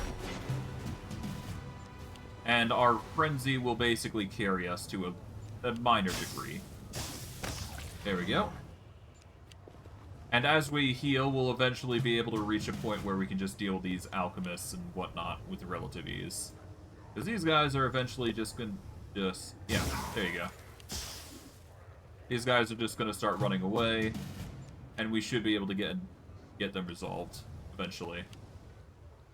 But yeah, Stein's just gonna be running and chasing after this alchemist who's decided to book it to the back end of an area.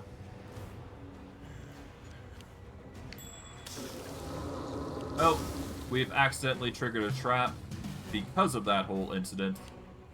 But whatever.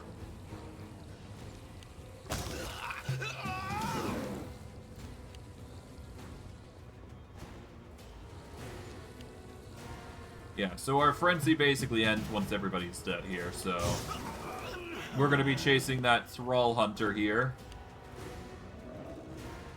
And it's basically just going to be automatic combat until he goes down. There we go. We get back our control because it's...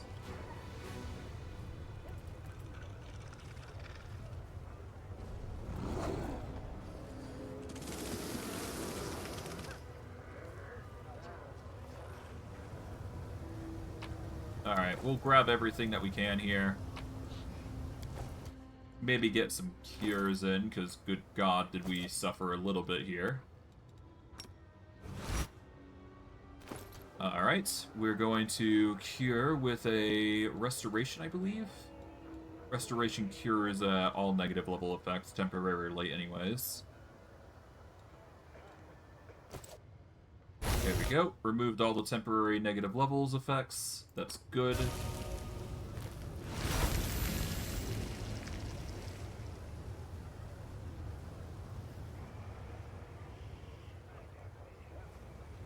Alright, and we are left with this. So this is a little bit of a puzzle. All you gotta do is just make sure that you get these in position.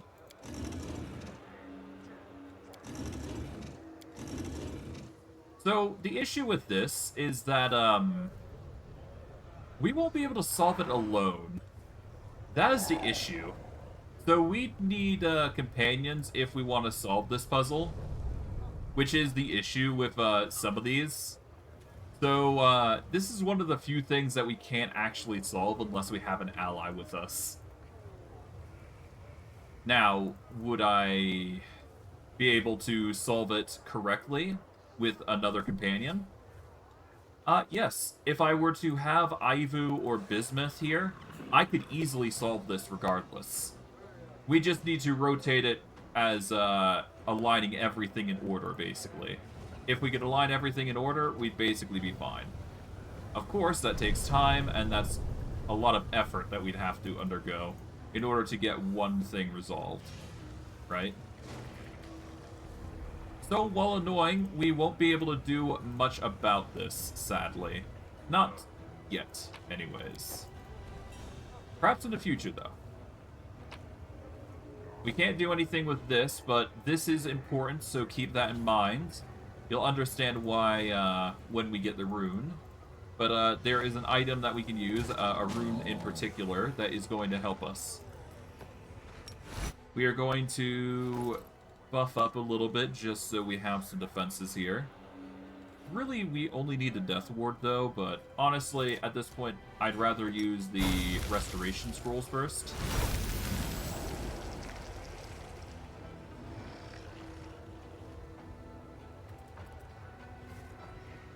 Can't really access that, so whatever. Alright, let's go through here.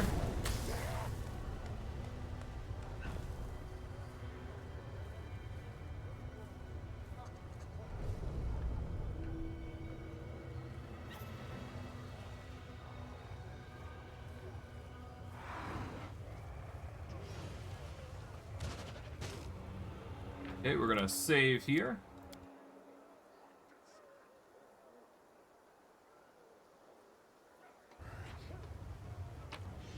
Grab those.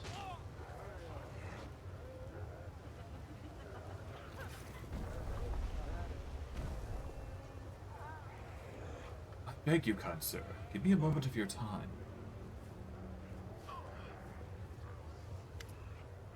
Within Aasimar, good breeding apparent in every line of his aristocratic face addresses you. Greetings, and welcome to this dismal place.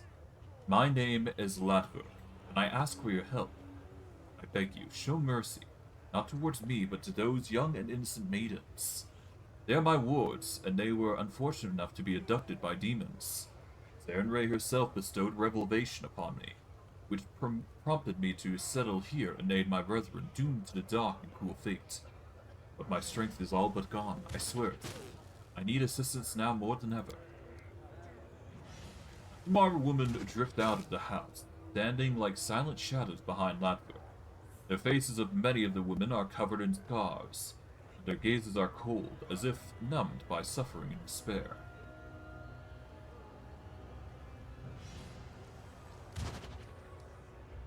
How may I be of assistance?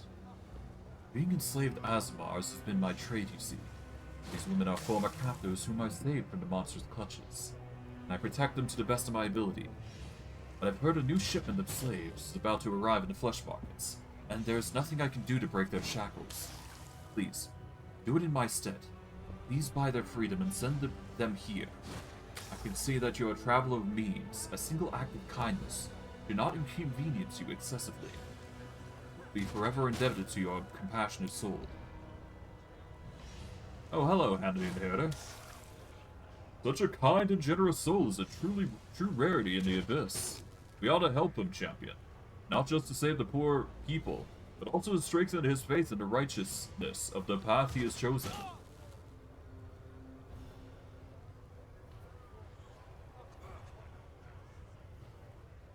How did these women end up in the Abyss? The Abyss hungers for new slaves, so it sends countless raiding parties to other planes to stave off its cravings. These poor young women were captured on Galarian. I've never seen anything viler than those ruthless thrall hunters prowling in search of defenseless victims, snipping out the weak to enslave, clamping collars around their necks. Why didn't you buy their freedom yourself? Alas, I simply cannot afford such an expense. My meager income is spent on buying the freedom of these poor souls. When demons see Aasimar customer, they raise the price and conspire to keep me from purchasing anyone. In their eyes, the glee of thwarting me is worth the loss in profits. And why did they bring the Aasimar woman to the Abyss, then? It pains me to say this, but I can think of only two reasons, both equally terrible. Perhaps they will be sold to the 10,000 delights.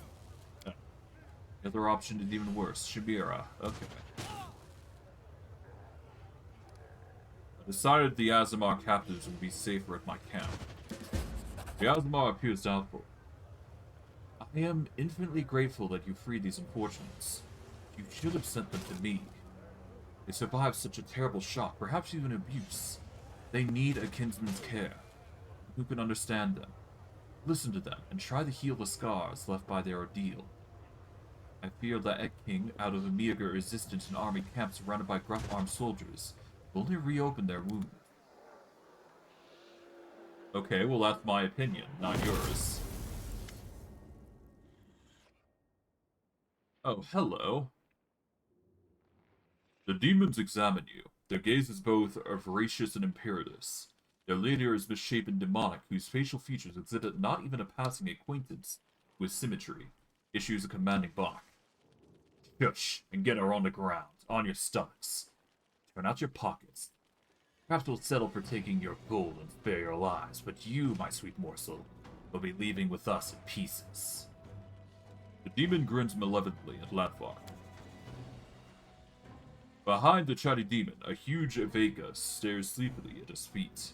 A large, cloudy crystal sticks out of his chest. Several smaller crystals have broken through his skin in several places, like young saplings bursting forth the earth's embrace. A slimy fringe of thick red saliva hangs from the monster's slack jaw. He gives a surprised snort, then grunts shyly at you. Who are you? The demon with the lopsided face spits on the floor, then replies cockily. We are the best in the Assassin's Guild. Mess with us and we'll mess you up. Why did you come here? The demon's finger, as crooked as the ugly mug, points at Latmark. This Aasimar misfit has made a certain someone very angry. So angry that they put a large bounty on his head. Which is why we're going to get him, festoon his dismal hovel with garlands, then play ball. God. And who's that brute tagging along with you? This here's Gouger. We found him in the sewers below Alusynyrra, barely breathing. Gonna cut his throat, but he's so addled.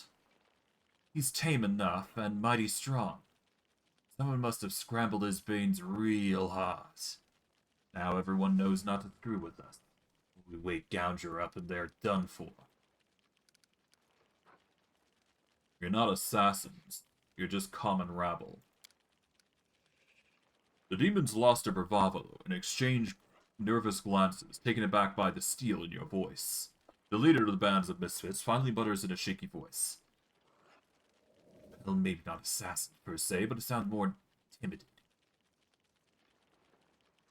Fools lose their bowels when they hear it, so he doesn't even have to shank them, but you, sir, are no fool. That much I can see. Folks, let's not bother this nice gentleman. We just turn around and be on our merry way, then shall we?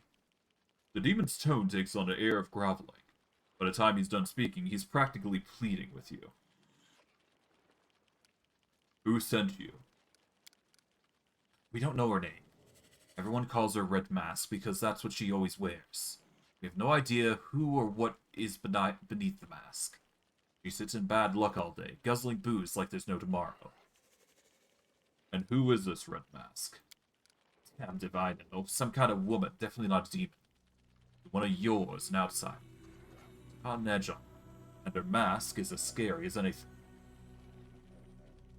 As long as you're smart enough, get out. I'm not gonna bother killing you. Sorry for the trouble, you sir. Won't happen again. The demon scurries away from you, casting frightened glances over his shoulder. Latmark folds his hands in a gesture of prayer, wailing in utter despair. I beg of you, please protect me. Unless she is stopped, Red Mask will get me. Even worse to my wards. I do not fear death, but these girls must not be hurt again. Not put an end to Red Mask's depravity, but you can. I appeal to your mercy. Find her and stop her once and for all. Who is this Red Mask? I haven't the slightest idea. No doubt some villain displeased by my attempt to save my kin from slavery. The dark soul that revels in crime and the suffering it brings. Never met this creature before. I will see what her deal is. Aasimar allows himself a weak smile. A generous and courageous heart. I'll be praying for your success. Keyword checking into the situation. Whether I deal with her or not, hard to say. Well, it depends on him, really.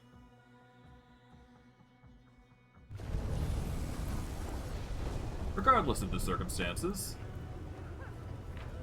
we have come across another quest on top of everything that's been going on, so that is another thing that we're going to have to complete in due time.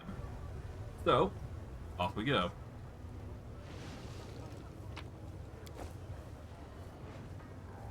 Alright, we've got a lore religion, a DC of 37. With our current points in religion, we've got a 16, so a 36 is the most we can muster.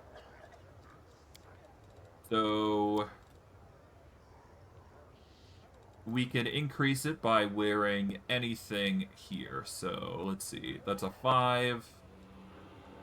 Yeah, we can only increase it by 5, but that 5 is enough to bring it up to a 20% chance.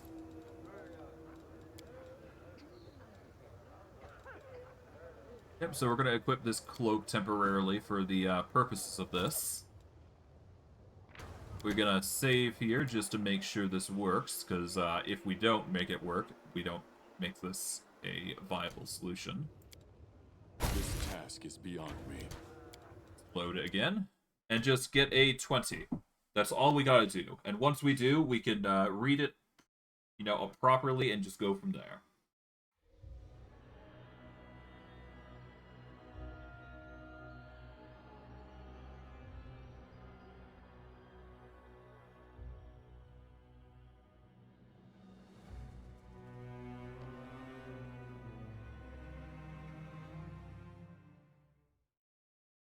But yeah, just gotta get a dice roll in and we should be good.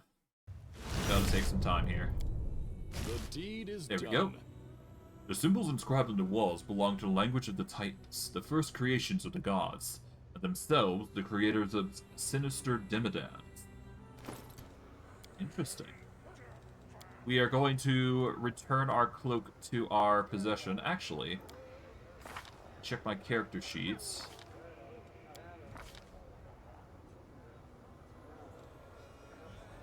We currently don't have the immunity, but we can easily get that by equipping the cloak. That's immunity to fire. Here it is. Immunity to acid and the sneak attack sickness. There we go. Polymorph here.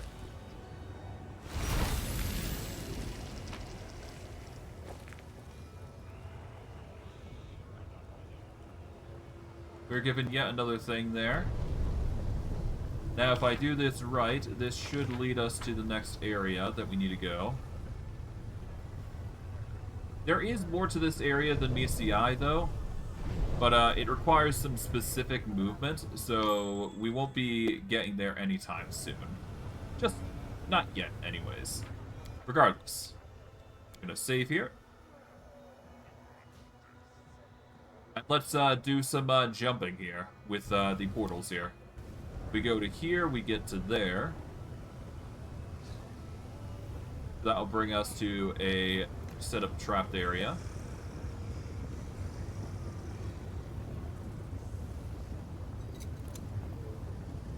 Yep. Knowledge check here.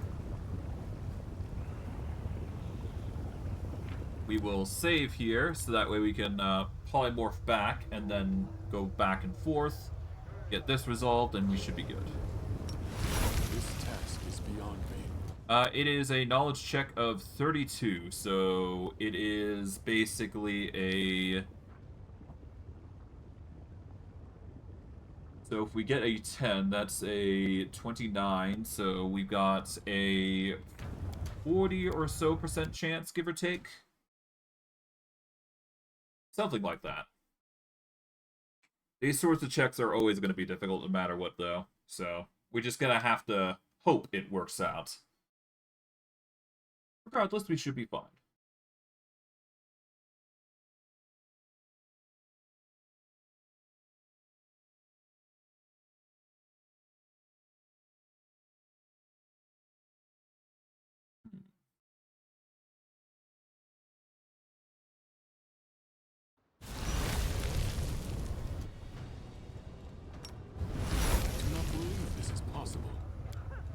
Okay, so we're gonna be reloading a little bit. I apologize for that.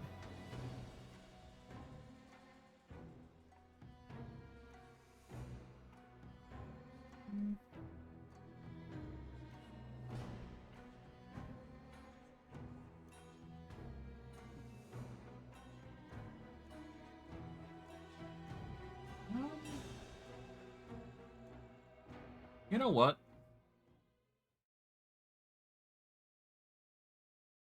After I do this check, I'm gonna make an executive decision here. I do not believe well, you know what? possible. No, never mind. So, here's what I'm gonna do. Currently, I'm feeling a little under the weather. Whether it's just, like, me being tired or something like that. I don't know what it is. I'm just not feeling that great. So, here's what I'm gonna do. I'm going to end stream here for now, but I will pick this up later on today. Just after I've had, like, food, you know, dealt with my life stuff. I'm basically going to take, like, a small break, but when I return, I'll continue exploring the vastness of the Middle City. What I'll probably be able to do is I will probably be able to explore the entirety of this area here, and maybe get into the 10,000 Delights where I'll get yet another buff, and I will wrap it up in the 10,000 Delights at that point. But I digress. I'm going to wrap it up here, and we will see what happens next time. But I digress. I hope you guys enjoyed today's stream. I know I did. And I will see you guys later on. See you guys in a bit. Hey guys, what's going on? FY My Pawn here, and welcome back to Pathfinder Wrath of the Righteous. So I'm not going to get into an introduction here because I do have some prior footage here that I did want to get done, but it's been far too long since I've actually played, so I apologize for that. What I'm going to do is I'm going to go for like 2-3 hours here, stream this up, see what I get into, and we'll see how things pan out. But basically, I'm just going to go back into stream 44 here, because I did do one half of the stream that I wanted to get done, but I haven't done the other half. So I plan to go for as far as I'm willing to go, probably 2 hours, 30 minutes, give or take some, just to niche up the nice time zones there. But ultimately, we're going to go for a few hours and we'll see how things pan out. But I digress. Without further ado, let's just get into things and see what happens. Because, yeah, it's been a while. But yeah, no, last I played, if I recall correctly, I decided to end early. So, I apologize for that. I could have posted this as a video, but I decided against it because I was planning on making a second part. I did not do that. And any, semblance of the word, so I'm just like, no, okay. But yeah, no, we're gonna be, continuing on from here, basically. And yeah, hopefully we will get into a situation where we're gonna be fine. Oh. Rumor has it that we convinced Minago to betray Baphomet. And now she's plotting against her former allies. Interesting. Well, that's the Azata way, I suppose, convincing even the demons to help us. That is a surprising turn, I must admit, from Minago, but not unwelcome.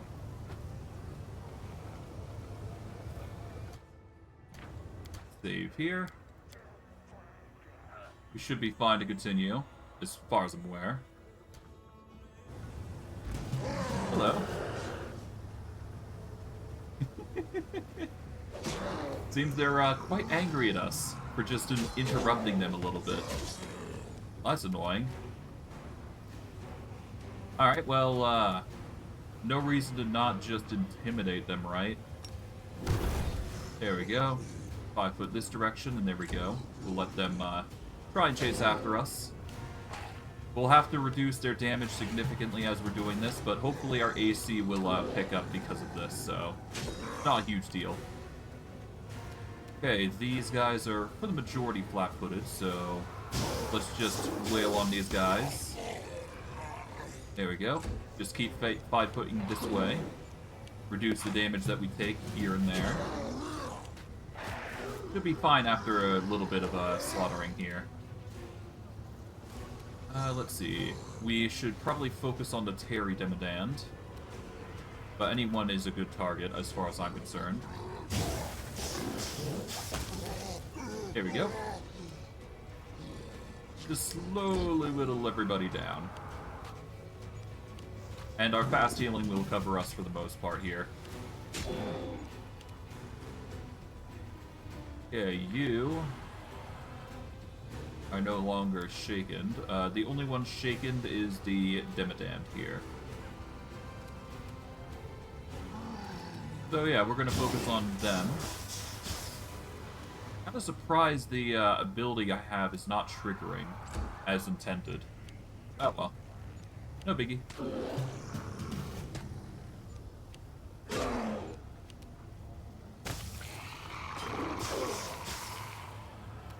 Alright. Fast dancing succubi. I can't believe it. Okay. There is no real reason to intimidate the Demodand mob leader, so we'll just focus on aiming for crits then. Why not, right? That's probably for the best. Alright, that's another one down. And I guess we intimidate these two. Because they're going to be an easier target if we do that. Okay, they're starting to talk. Good thing I don't really need to concern myself about those things. They shrugged off the intimidate rather quickly, so hopefully I can make it last a little longer.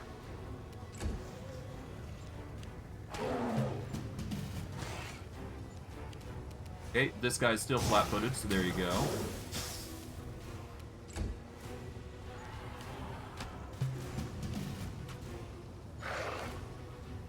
What is our current to hits? We've got a 40 to hit, so even if I turn this off, I should be able to get it. There we go. Now, we won't get as much damage, but we will still at least be able to attack the Demodands, so there we go. We'll just take it in stride.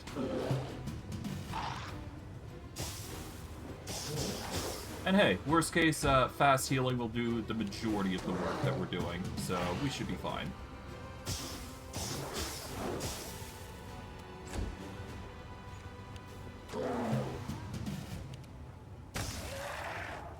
There we go. That clears up the majority of the enemies that we were suffering from.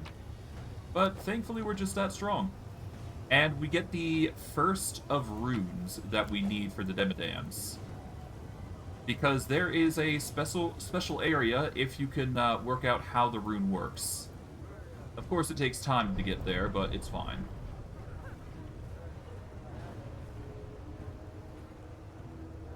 Now, of course, it's just a matter of getting to secret areas like this, right? Teleportation tends to be the go-to, though, when dealing with that sort of thing. Watchful Conspirator. We'll save here for now, and then we'll go from there. Should be fine, my knowledge. It's not just some random gawker. Must be a spy. Finish him.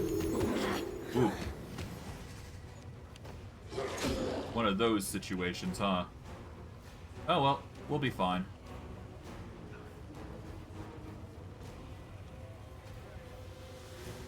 Okay, this guy's flat-footed, so we can turn on Piranha Strike and get that. Yeah. If we go for the attacks here, Frightful Shape will do the majority of what we're trying to do here. And the Shaken condition might pop in time to time here. But we'll see. At the very least, we're going to need to intimidate regardless, so... Alright, all of them, or at least the majority of them are intimidated, so there you go. They're going to start trying to get attacks in, with a few sneak attacks here and there. But we should be fine, because everybody should be flat-footed at this point. The Obliterate is a pretty dangerous foe, but not as dangerous as everybody else. Let's focus on the Adorly-Do, I suppose, because they do have sneak attack. There we go. That should help us a little bit. Hey, got crit there. Nice. And that means she's blind, so we should be good. Took a hit there, that's fine. The Adorly-Do is still having some issues. 5 foot further. The Galu comes next because he's the most technically the most dangerous. Although, dealing with the excess damage is probably better. She's no longer shaken, but she is, so... Yeah, let's just focus on the normal Litu here. Why not? I don't necessarily need to do so, but it's probably for the best. I'll slowly heal anyways, so it's not a big deal. Because the only one who's hitting me is the Galu Warmonger now, so not too worried. Especially if I out-heal their damage they deal. Yeah. I heal 12 HP, so I've got plenty of time on my hands to actually deal with these guys. Yeah.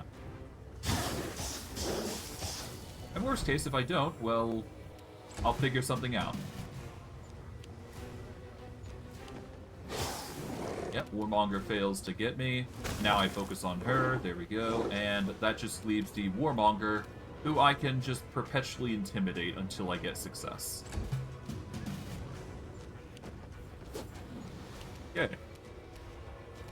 I'm going to turn off Piranha Strike, and I'm going to set up a studied target on the Galu. Then I throw in an actual Demoralize. They are immune to Shaken, however, so no point in doing so. So 52 is the AC I need to hit, so yeah, if I keep Piranha Strike off, I should be at like a 39.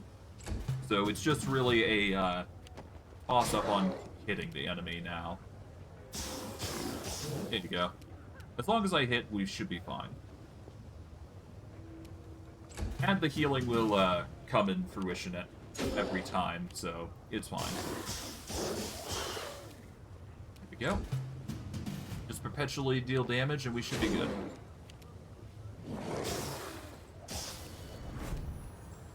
And worst case, or best case, he gets blinded. But we'll see. That's another hit. As long as we're getting hits, that's all I care about. Because he only has a fast healing of 10, so we got the advantage here when it comes to dishing out damage. To a degree, anyways.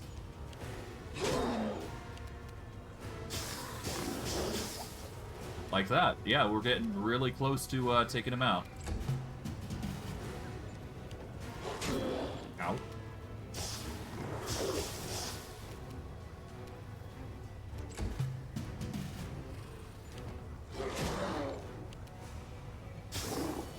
There we go.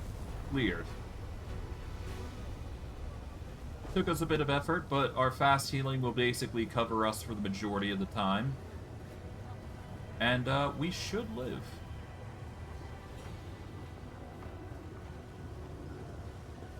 We are currently lacking in strength, but an easy transformation here and a bit of effort on our part will fix that. Let's see. Yeah, we are currently suffering from 3 ability damage, so a lesser restoration should be good.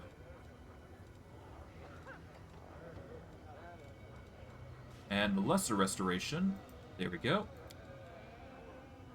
That'll bring us back in. Polymorph back.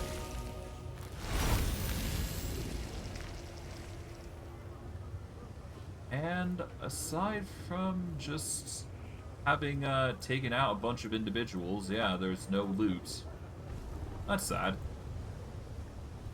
Oh, no, wait, there is the Galu Warmonger for loot, but that's about it, I think.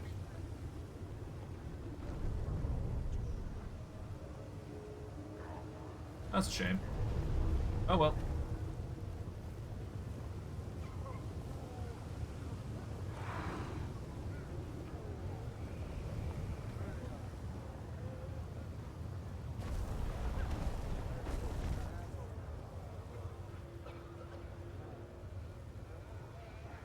Okay, I guess we will save here and go into here. Because I do believe this is also a vital area. Well, not a vital area, but it is the area that we do need to go to.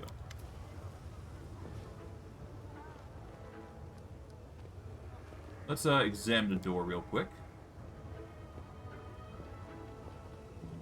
The door looks solid and sturdy, but anything can be broken. The deceptively simple lock is likely enchanted. It would have been reckless of those who put the door here not to protect it with some magic. The door mocks you. You're probably wondering how to pick my lock, but don't bother.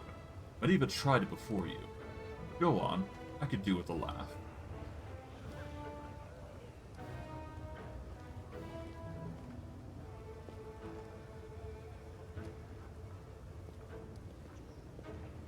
Alright, well... let's try and knock down the door. Why not? Kick. What are you up to? This is pointless. Hey, what are you doing? Stop! You break! It may not have been done on the first try, but you managed to knock the door down. It was clearly enchanted, but that didn't do it much good. Just casually kick the door down, why not? Alright, well, in we are. The 10,000 Delights. Now, we are told to get some individuals here. But, yeah, we'll see how things pan out, because I'm not 100% certain they will. But who knows? Maybe they do, maybe they don't. Regardless, this is going to be a merchant that we can rely on. So we'll have to see how things pan out.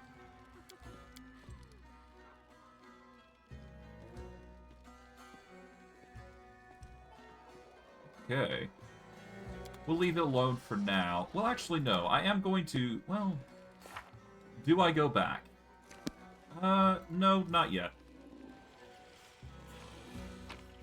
I'm just gonna look around a little bit. No need to, talk to anybody just yet, but, yeah.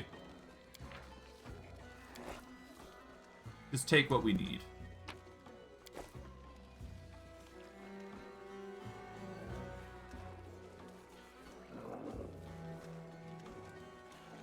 Front is locked. Yoink.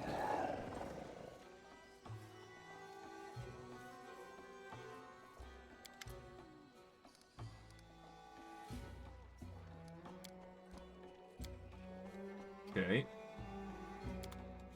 Yeah, so now we can go to the upper city using the, pleasure... well, the delights. The 10,000 delights, rather.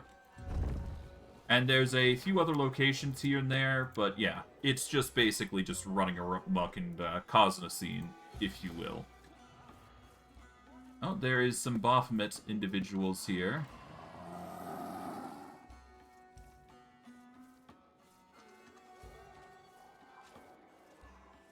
I don't believe there is anybody here that we talked to just yet, but there is a bundle of individuals here.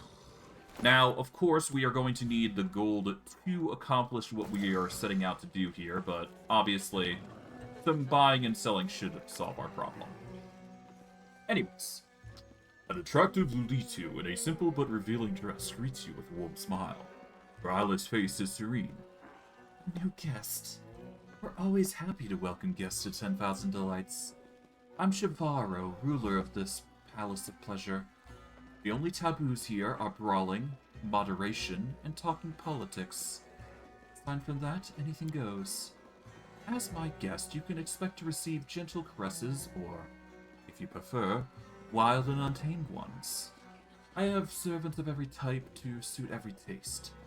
Any of them can be yours for a night, or forever if your pockets are deep enough. What are your preferences? Never mind, I'll find out for myself. Litu tilts her head to one side as if studying you with her non-existent eyes. That is a load.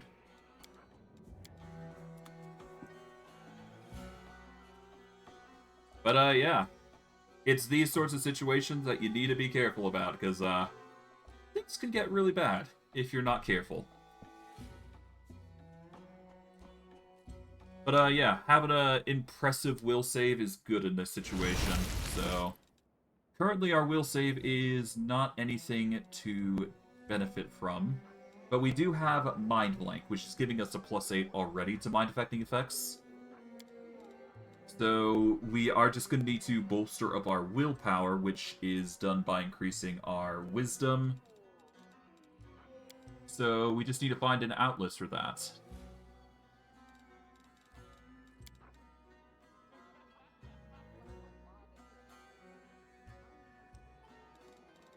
Alright, let's see. Will.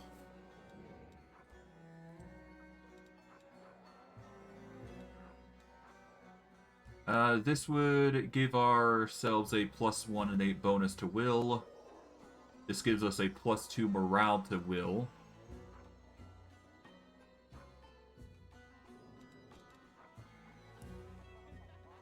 We also get greater heroism if we use it. That won't help.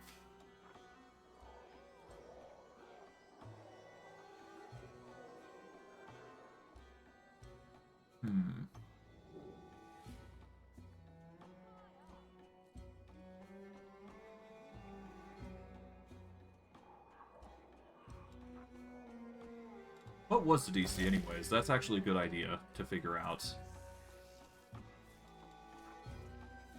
It is a 32, so with a 19 currently.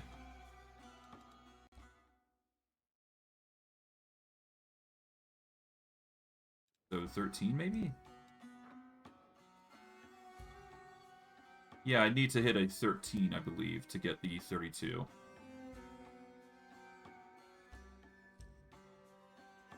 So I've got a roughly a 70 to 65% chance. Give or take some. There we go. There is mild confusion on the demon's voice. You have an iron will. You can push me out of their mind with such ease. I saw almost nothing. I'm almost offended. I do, however, respect the power of others. Let your secrets remain yours alone.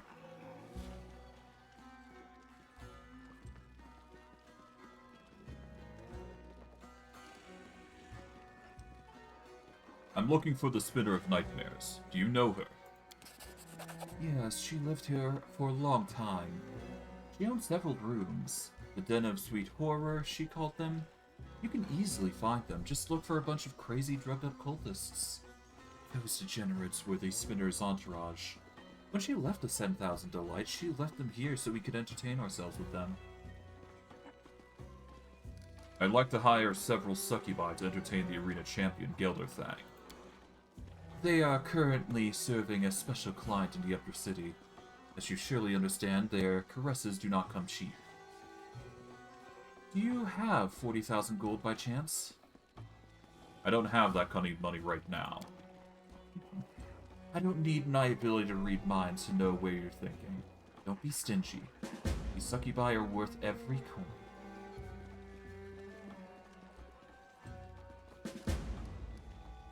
Alright. I gotta leave for a moment.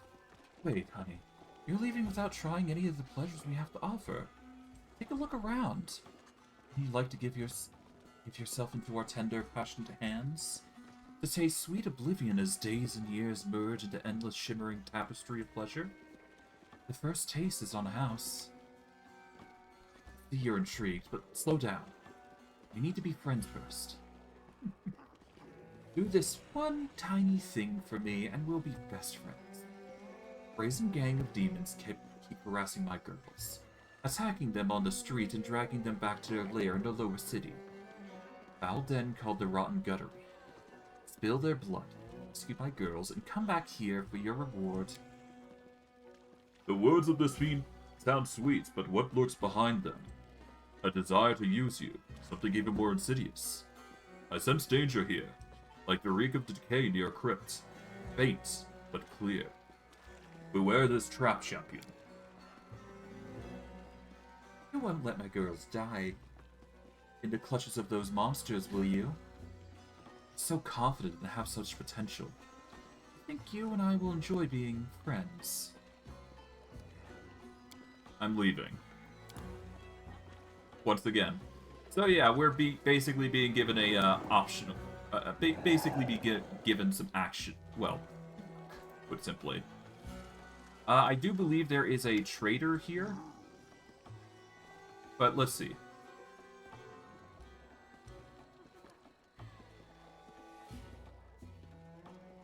Want to talk about something?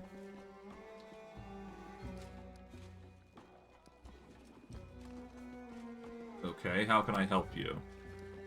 Who's Eric's? Yep. Rip our perception. We rolled just barely low enough, so I guess we can just load here. It's no big deal. I forgot to save, though, so we're gonna have to go through that wheel save yet again. Hopefully we succeed, but basically we're just being given more and more quests on top of everything. Ultimately, not a big deal. It just means more experience for us. I'm not complaining, so let's just keep going with succeeding and succeeding for the sake of our own sanity, regardless. Load back again. And off we go. Well, until we get the successful check anyways. Ah well, no biggie.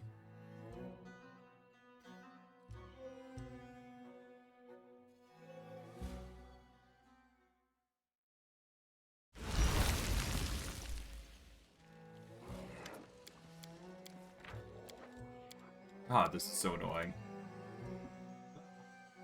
I'm used to it by now.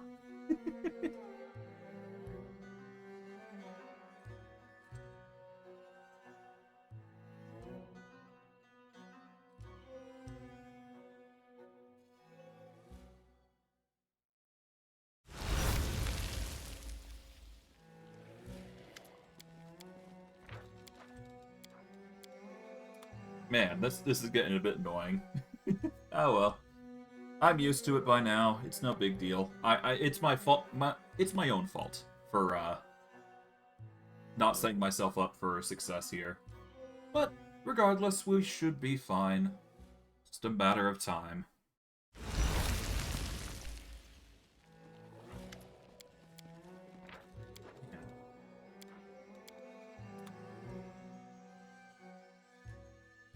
Yeah, I'm probably just rolling low. That's all it is. We've got to roll a 13 or higher after all, so that's just a bare minimum of what we need. No biggie. We will get it eventually. Just a matter of time. Yeah, we're rolling like 6s and all that. There we go.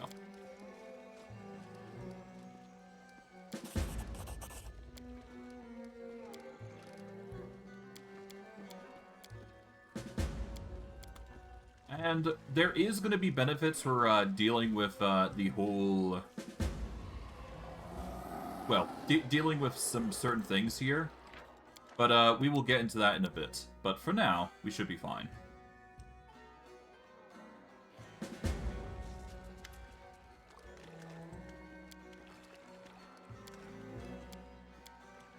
Alright.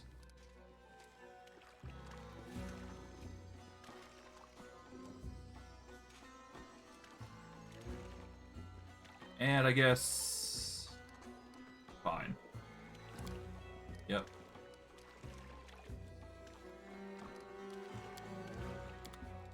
There is something there, basically more quests. There is a conversation with Alusynyrra that we've got.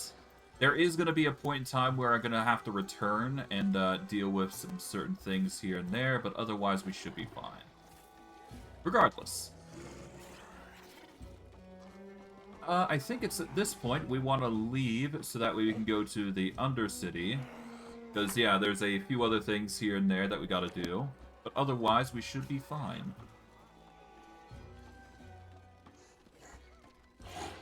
Let's see.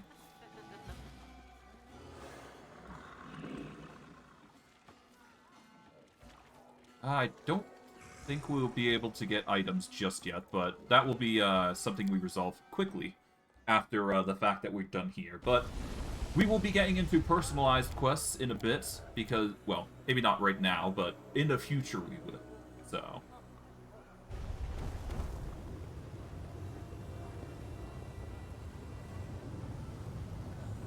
Alright, so we need to talk with Gilderfang here first. So we need to start making some climb checks here. There we go. And we just talk with Xerix here. Because why not?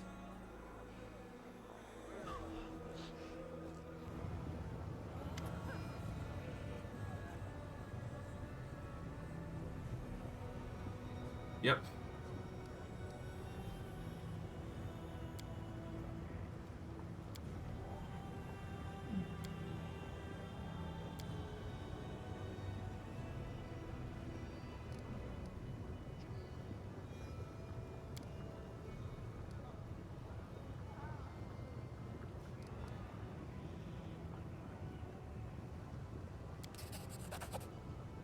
Okay. And this enchanted ring. We are given Zerik's enchanted ring. A ring enchanted with demon blood. Okay, we go down, so we're going to save here. We're going to need a mobility check to succeed here, so hopefully we get it. The load, because obviously we want to succeed these. But yeah, we're going to have to increase our mobility, and we're going to have to cure this curse that we've got. Because this is going to get annoying real quick if I don't cure it. Hopefully I'll be able to find a cure, though. Hopefully. There we go. Managed to get down. That's good.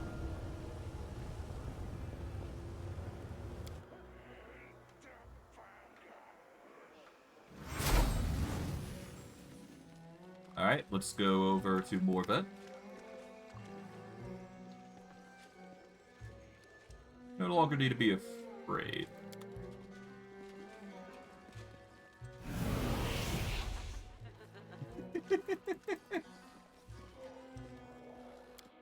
Now, it may seem like a fail, but you'll understand why soon. As she's now up here.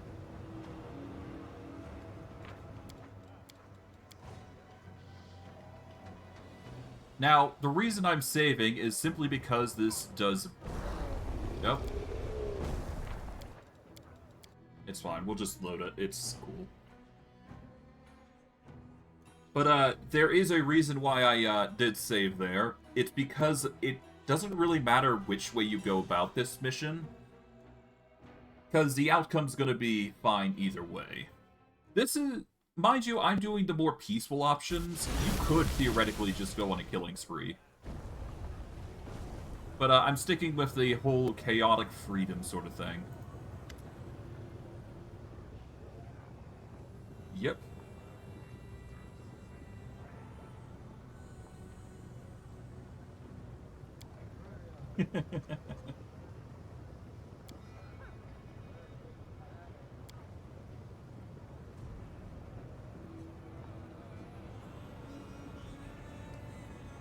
Okay, why is Morvet still alive then?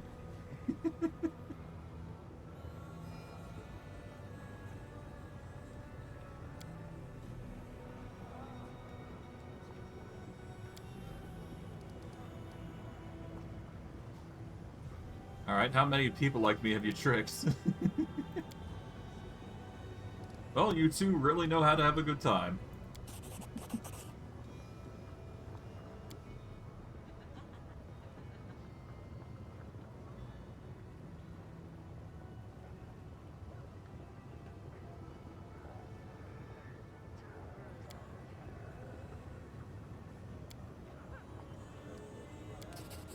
Alright, but yeah, we get a nice little item.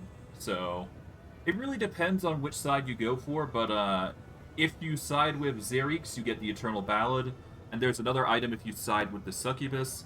Either way, it doesn't really matter ultimately in the end, but you do get some gold for your troubles regardless. Yeah. But, yeah, she also charges half price for, the efforts that we went through, so... It's not a big deal. But, yeah, you do lose out on her reward, but Zerik's does give you a new item in the form of the Eternal Ballad, which is a piece of armor. It's not something that we're going to be using anytime soon, though, but it's nice if you have a Skald in your party. So, if you're planning to bring a Skald in, which is a very good character to use in unfair difficulty, then you can use them to make your attacks even better. But ultimately, it just comes down to, you know, personal preference, but I digress. Regardless of the circumstances, we did manage to succeed, so that is cool. We're going to save here. And I think we are now going to go into... Well, we're going to go to the lower city. We're going to deal with the Madam's quests and whatnot, because obviously we need to go through that. There is a reason I'm going through this, but yeah. Now, I'm not sure whether it's good to do it before or after. I'm gonna go with after. But, yeah. Going to Nexus, we got a bunch of quests. We got the Bad Luck Tavern, which we are gonna go to, because this has a bunch of quests that we do need to accomplish. So we're gonna go there, sort those out, and we should be good to go. In the end, not a bad deal. It works out in the end, and I am quite content. Regardless, should be fine all the same. Now, if we could increase our AC, that'd be nice, but, you know, we can only do so much here. I mean, we're boosted to high hell already, so we just need to figure out some methods here. But regardless, let's go talk to Burgess. And show me your wares.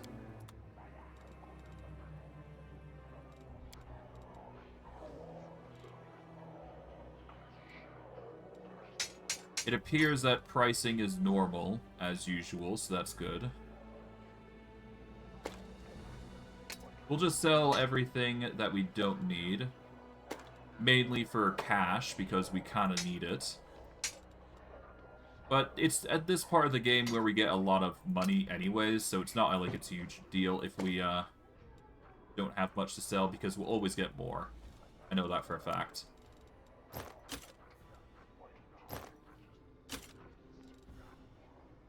Okay.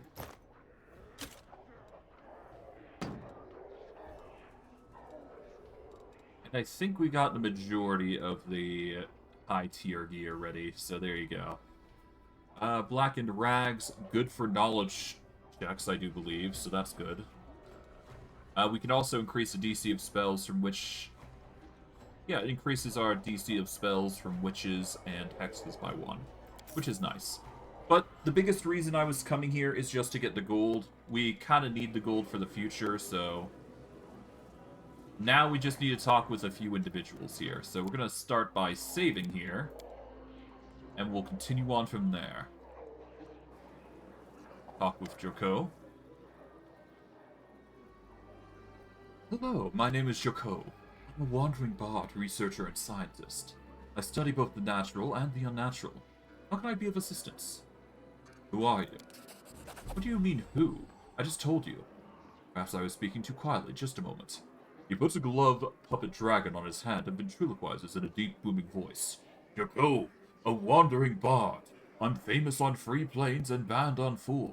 If you want an autograph, get in line. Why do you have a dragon puppet? Ah, this? The young man holds crudely sewn glove puppet. The dragon glares at you with its button eyes. This is for my performances, and for everyday use too. It's always useful to have a dragon in your pocket. And what are you writing? Oh, I'm compiling my notes in a book. It will cause a sensation once it's published. I've been on so many horrible dates, but horrible dates make for great stories.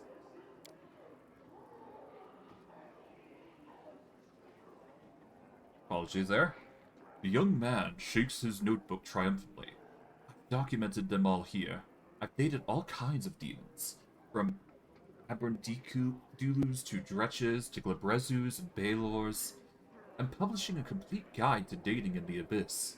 Just you wait. My book will be the subject of conversation on every plane. Dates with demons. Don't get the wrong idea. I didn't do this because I was desperate for dating partners. I'm conducting research for my book. Can I look through your notes? Of course. Good luck trying to read my handwriting, though. Joko hands you his notebook. He holds up his glove puppet dragon and ventriloquizes a deep voice. Rejoice, puny mortal. You are about to read the first draft of my future interplanar bestseller. It isn't easy to decipher the bard's handwriting, but you quickly realize that his notes are long rambling discourses about all sorts of strange topics, from advice on how to take an prelude to an art exhibit, to practical suggestions for properly rubbing a Vavakia's snout. He also recommends that you take rimrocks to restaurants with spicy cuisine, and omoxes to mud spa resorts. It's certainly an unusual collection of romantic hints and tips. So what do you think? Brilliant, right? There's only one problem. I'm not very good at titles. A complete guide to dating in the abyss? Sounds too boring. An excellent guide? It's not either. I just can't come up with anything good. Do you have any ideas?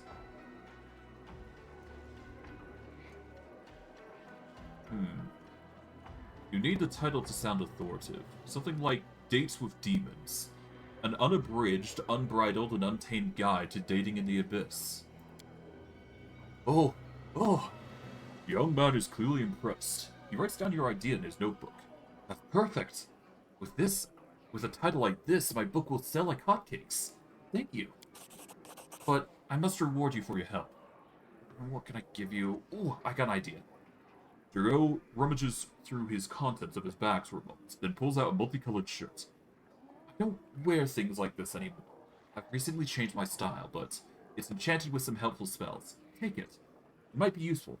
And after my book is published, feel free to come back for an autograph. The bard smiles and returns to his work. For our troubles, we get the Happy Traveler's shirt. Specifically, it's a very fantastic shirt. This shirt increases your base speed by 10 feet. In addition, whenever the wearer travels for 50 feet or more in a round, they are affected by the greater invisibility spell effect for 1 round. If you move absurdly fast, this is a fantastic tool, and honestly, it might even be slightly better than the Robe of False Death, surprisingly enough. As for why I say that, greater invisibility is actually a sleeper spell when it comes to attacking enemies from the flank, or attacking enemies. Because you're going to be invisible, and that's the majority of what you need to get sneak attacks in to any sort of individual. So, greater invisibility is a fantastic spell to pair with anything you do. To that end, I haven't used it that much as of late, mind you. In fact, now that I think about it, I haven't used it excessively. So I might have to get greater invisibility in bulk because of that incident. But yeah, greater invisibility is a fantastic spell to have, especially if you're dealing with enemies that are just way too difficult to deal with. Regardless, we get rewarded for our effort, so it's not a big deal. We're gonna talk with Red Mask here. Who are you? It's none of your business. I'm a Red Mask and should be enough for you. Why did you send assassins after Latvark? The woman smiles bitterly and removes her mask, revealing the unmistakable features of an Aasimar. But what once was a surely beautiful face has been disfigured by terrible scars. Someone must have flayed her, carving away entire portions of her skin. That wretch deserves the worst death imaginable. Demons abducted and enslaved me. Latvark brought me and my fellow captives. I thought myself saved, but I was wrong. The worst was yet to come. The things he did to us. I can describe them. He destroyed our bodies and our souls. His thick mind is full of filthy, perverse desires, and he acted them out on us. It was a miracle I managed to escape. I could have left the abyss, but it feels as if Latvark had sown the seeds of his madness into my soul. I refuse to spread his sickness to other places, happier places. Let his evil perish here, in the abyss, utterly and without a trace. The ham's voice trembles with barely concealed anger. He does not lie. Her heart aches with a desire for retribution. Latvark is a liar and a traitor, and he must answer for his misdeeds. Champion, we must go back and see that he faces judgment for his crimes.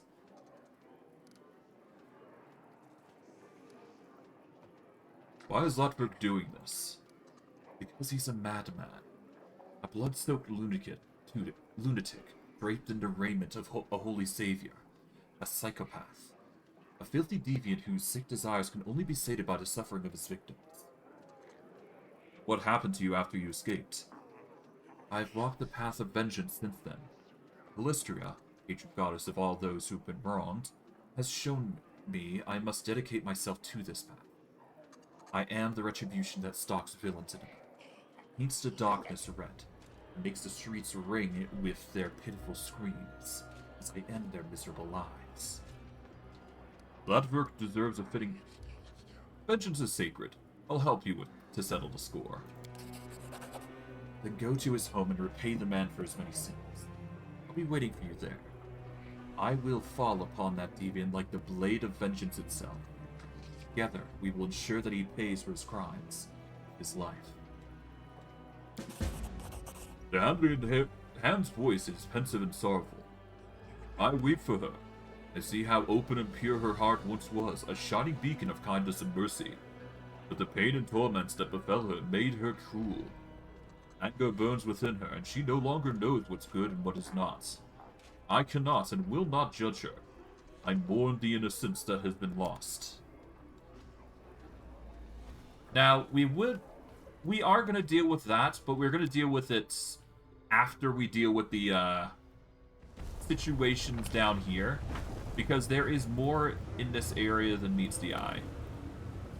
And there is sure to be more combat, I imagine. Like so.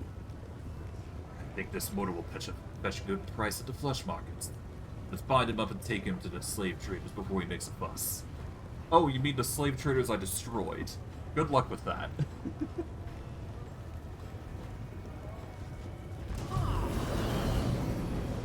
Not a freaking chance you're gonna get a fair shake from Aasimar.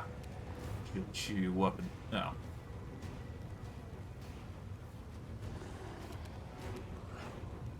So, yeah, they're gonna try their best to take us out, but, they're in for a rough time, to say the least.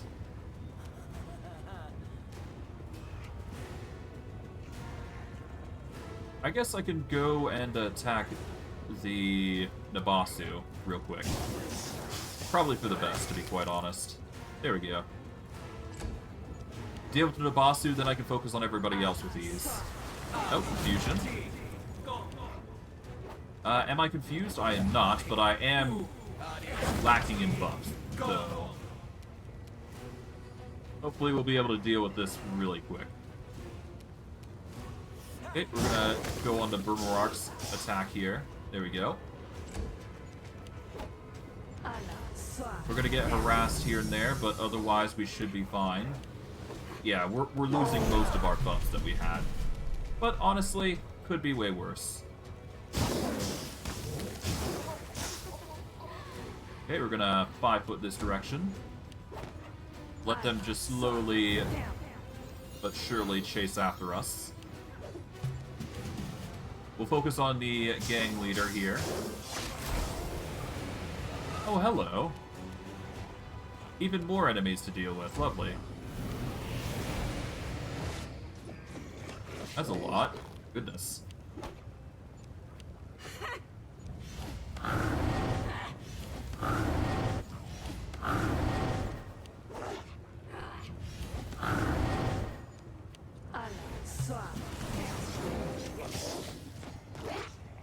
All right.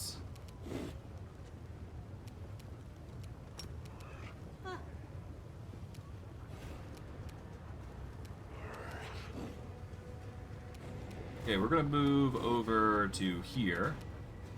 We got the Babao Infiltrator here, who's gonna be a nuisance, but we want to focus on the Nabasu here, ideally. So let's deal with them. There we are. Hopefully our AC will carry us significantly, but we will have to see. We are currently not as buffed up as we should be, put simply, so we're just gonna have to hope it's gonna be for the better. Oh well, we should be fine. Ow.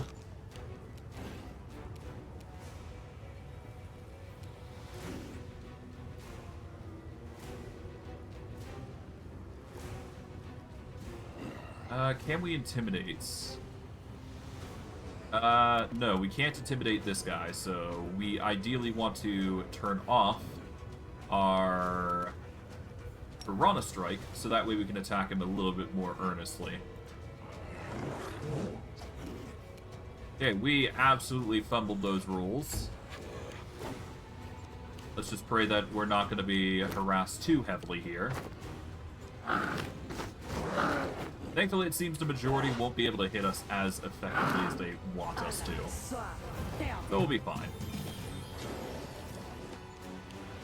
Okay.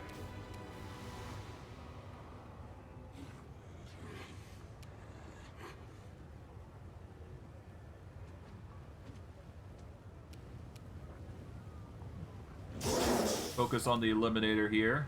Get as much AC as we can. Ow. Our HP is not looking too good.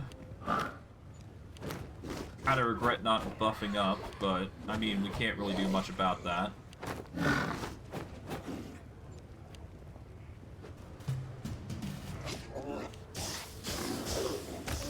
Okay, yeah, now we're into a frenzy here. You know what? This is probably a load. Yeah, this is a load. I'm gonna load so that way we can get everything set up properly. Mainly so I can buff up, because it's clear I am currently not set up for whatever comes our way. So, better to resolve that now rather than later.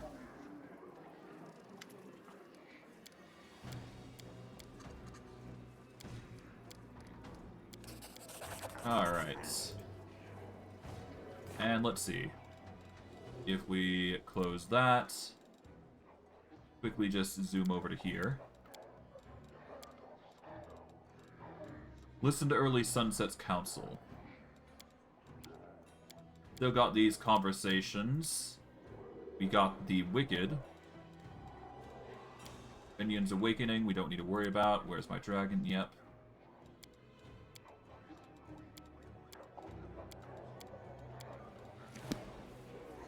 Okay, let's go over to here. We can go outside, but first... Yeah, let's go see what buffs I'm gonna... Well, actually, first let's see if I can cure my, curse here, because this is gonna be a nuisance otherwise. Alright. You have anything to remove curses? Yes, you do. Although, is this going to actually remove the curse, or just not?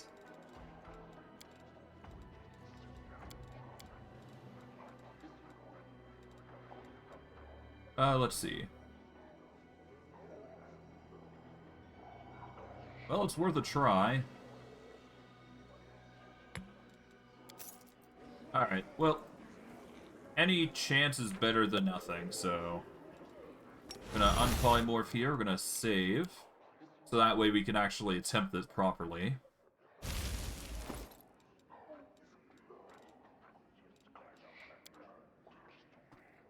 Okay, curse.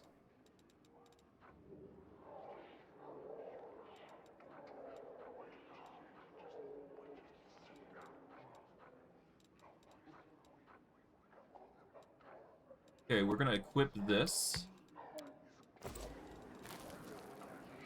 And I guess we'll have to see how difficult this Curse of Weakness is. Because getting rid of this curse is probably going to be very good for us. We failed to dispel it, even with a nat 20. Oh, great. Okay, so we need something stronger, and I do believe I know where we can get something stronger. We just have to go there. So, what we'll need to do is we'll need to run up over to here, beef up, and then get ready for it. So let's go into our inventory here. And get ready for the assault at hand. So let's see. I guess I can go outside for this, because I am going to need to set up. So we need to be over here, specifically. Then we can buff up. Alright.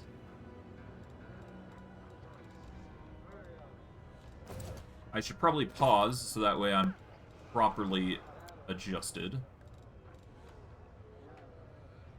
Okay. Mage armor's already on. So we're going to use shield.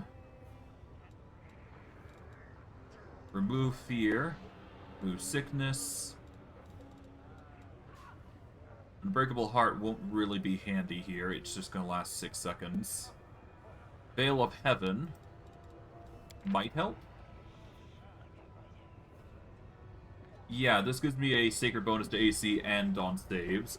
Both of these apply against outsiders with the evil subtype. Thankfully, we're in a place where outsiders are abundant. So that is a good thing to have. I guess I'll reset mage armor just because I can. We're going to need blur. We're going to need... Oh, we got remove or delay poison, so we don't need that again. We will use this final bark skin scroll. Don't need a perception boost. We can use mirror image for this. Protection from arrows would be nice. The resistances are not as necessary. We're going to be suffering more physical attacks than we are anything else. Reduced person would increase our stats a little bit further, so use it just to be stronger.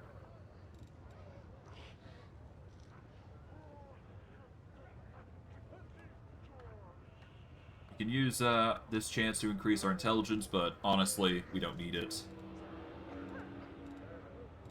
Link we don't need. We will use displacement, haste.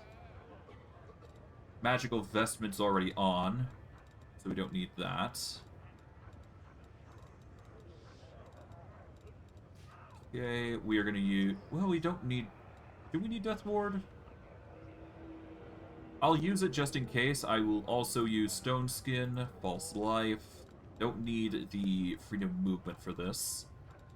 We can use Vampiric Shadow Shield, because that'll just give us a bit of a buffer.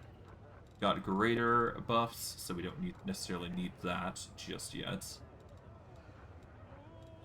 We could use some higher end buffs, but there is no real need to use them right now, so I will spare myself the usage of them for the sake of my own sanity. We're going to save here, and then we're just going to polymorph and engage. Because that's just how we function.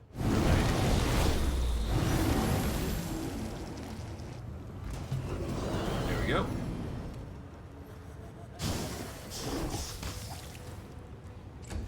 Alright.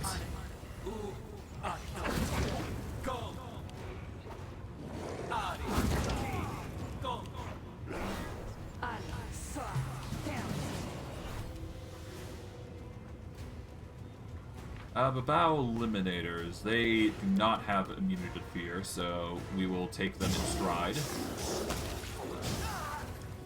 We are going to 5-foot this direction, so that way we avoid most of the attacks here to a degree.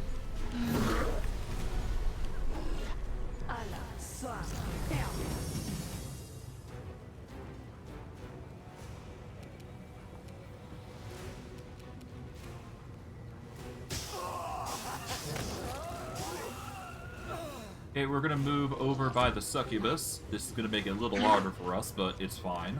We will live. There's gonna be a lot of enemies that we have to face anyway, so it's no big deal.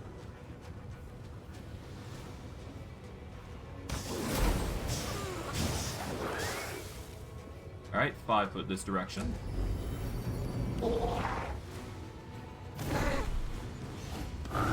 Okay, they're gonna start harassing us or trying to come close to us. We failed the fortitude save, so we are now stunned for a little bit, which sucks, but that's just how we go, or what we're used to at this point. We are stunned, so we just have to wait for that to continue off, and we should be fine. They're doing their stunning screech again. I am now stunned yet again, which is an absolute bummer because we just get comboed like that, which sucks. And yeah, we're now forced to just take the hits again, which is not cool. Although we're getting healed for every attack they make against us, so that's cool. Slowly but surely. The Elder Rocks are actually benefiting us here. But we get comboed obscenely by the sneak attacks from the Babao. Because that's just stupid. But now we go into a frenzy because of that whole situation, and yeah. Now we're forced to take hits and just pray that we're going to be living.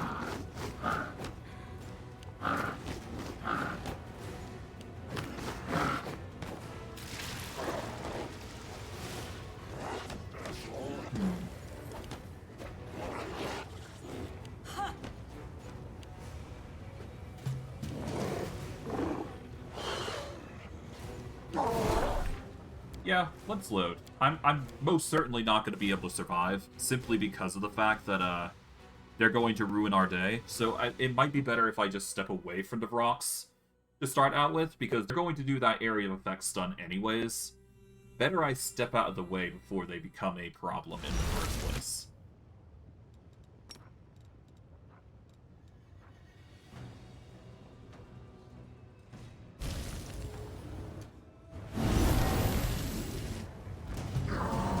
Alright.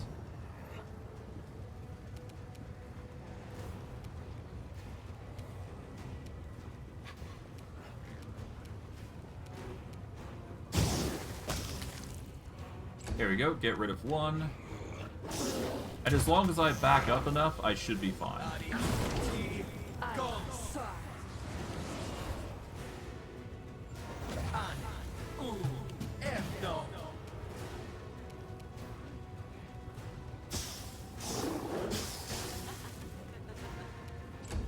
Yeah, so we just need to 5 foot as far as we can here, essentially. Even if we don't get that many kills, we just need to back off, basically. That's all. Do that and we're basically good.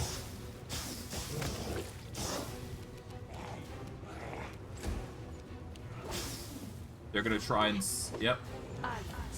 So, once it hits the 3rd, then we should be fine. They're gonna move over to here. There we go. We're getting as far as we can here. I pray that this is gonna be enough.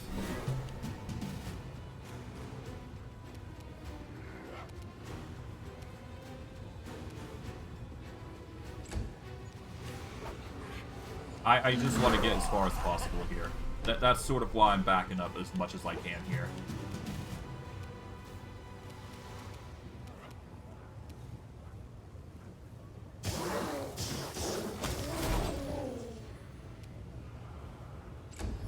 Okay. Now, of course, the Babao Infiltrator is going to start doing things, trying to get into position, which is going to be a nuisance. So we just got to back up away from him. The further we are, the better, in all honesty.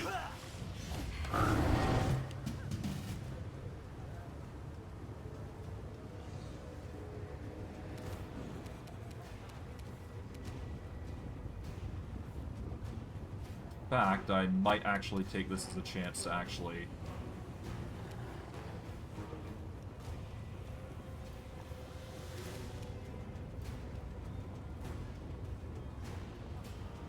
Yeah, let's run. Why not? We're moving over to here. Force them into a position where they're forced to chase after us this direction. I am a little bit worried about the stun that we're about to face, but... I failed the fortitude save, damn it. That is a load on... I feel like it's a load on my part, yeah. The stun was the biggest issue. That was the biggest issue I had to face. So, I need to make sure I'm not getting stunned. That's the thing I need to cover for.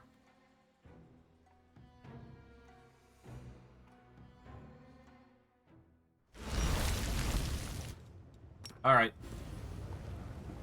One more time.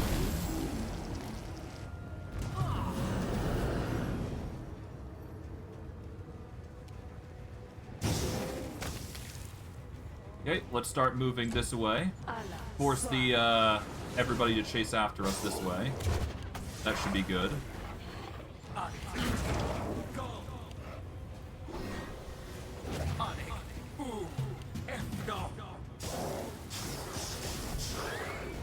Okay, 5 foot further.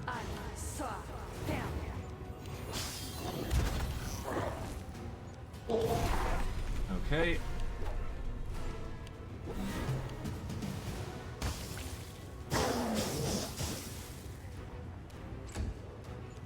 Just slowly coax them across. No need to push our luck here.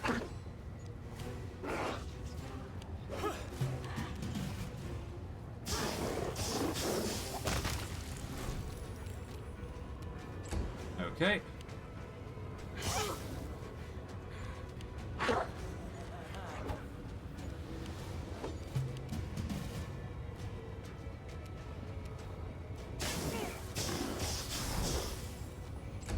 Alright, so far so good.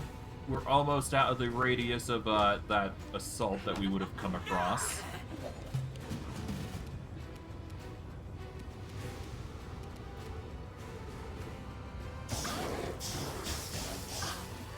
Okay, 5 foot back. Yep, they keep doing their thing.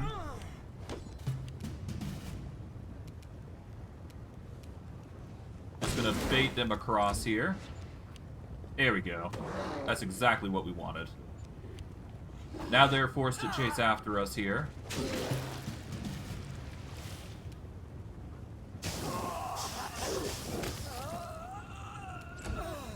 And assuming those multitudes of individuals start to chase after us, then there you go, but they won't. So we should be fine.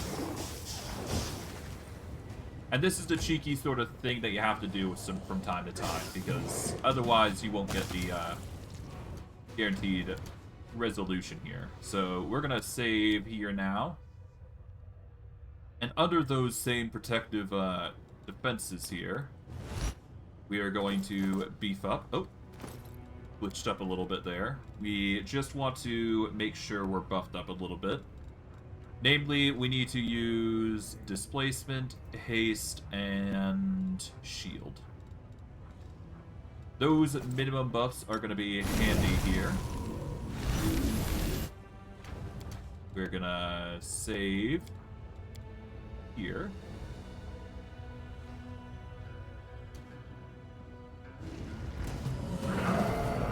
And let them chase after us, essentially.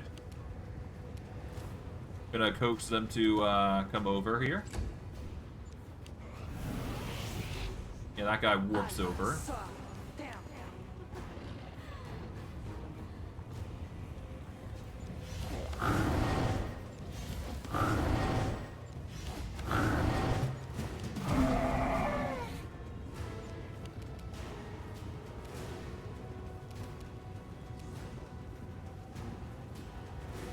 Okay.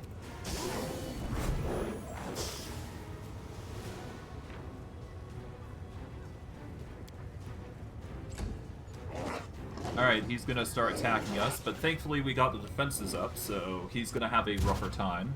But dealing with the infiltrator comes first, out of anything that we do here. The sooner, the better.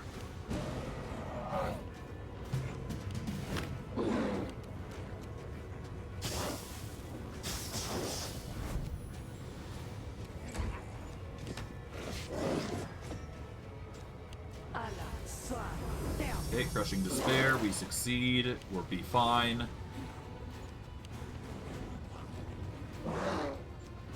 Here the Elder Brocks come to cause a ruckus. Thankfully we seem to be fine though, so that's good. Focus on the Babao Infiltrator being the biggest concern of the lot. And thankfully he seems to be just running amok and doing his own thing, so we should be fine. So yeah. Bruh. About Infiltrator. There we go. Now the biggest issue has been dealt with, and as far as I'm concerned, everybody else is just fodder at this point. If anything, Nabasu is the second worst foe to be dealing with, because they will actually deal damage. Everybody else is not really going to be dealing anything to us, so I don't really mind if they hit. The Succubus also does damage if we didn't have Yeah, if we didn't have Death Ward, I'd be more concerned about the Succubus, but the Basu's more dangerous as far as I'm concerned. So yeah, we just slowly whittle down to the Basu next, who's going to be dealing 29 or so damage each hit, but otherwise we should be fine.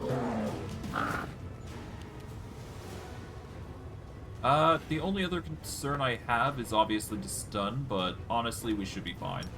In fact, we can probably activate Piranha Strikes to get some more damage in, so there you go.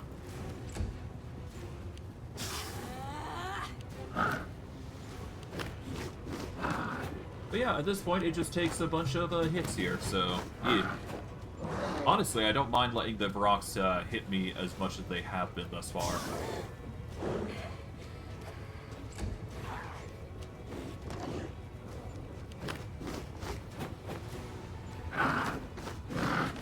Yeah, no, they're gonna be really easy prey here.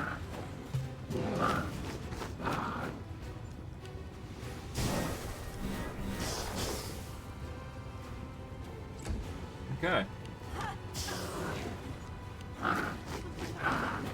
But yeah, no, I'll let the Succubus go down from just some attacks here. We should be fine. Just splitting up the turns so that way we have the plenty of time to buff is just honestly the best course of action here. But yeah, it's not like they can really do much because we're going to be keeping them distracted.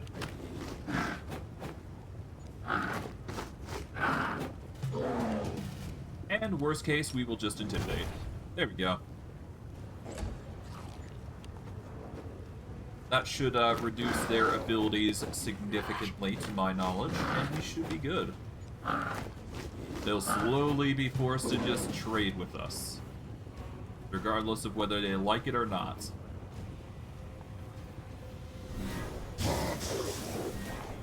There we go.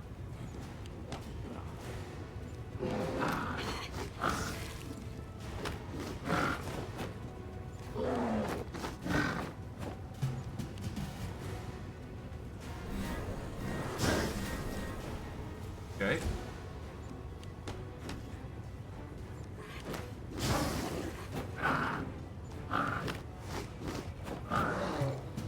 Alright, focus on the Brock here. There we go. Hey. Now we just got this last Brock here, which is going to be a decent amount of experience here. So, no complaints here. Hoorah. Cleared and dealt with. Grab everything there that they have.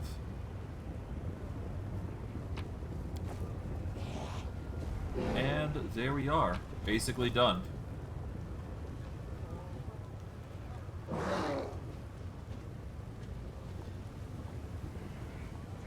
Yep, the massacre at the Fleshmarkets. Now all the slavers buy their bodyguards in bulk.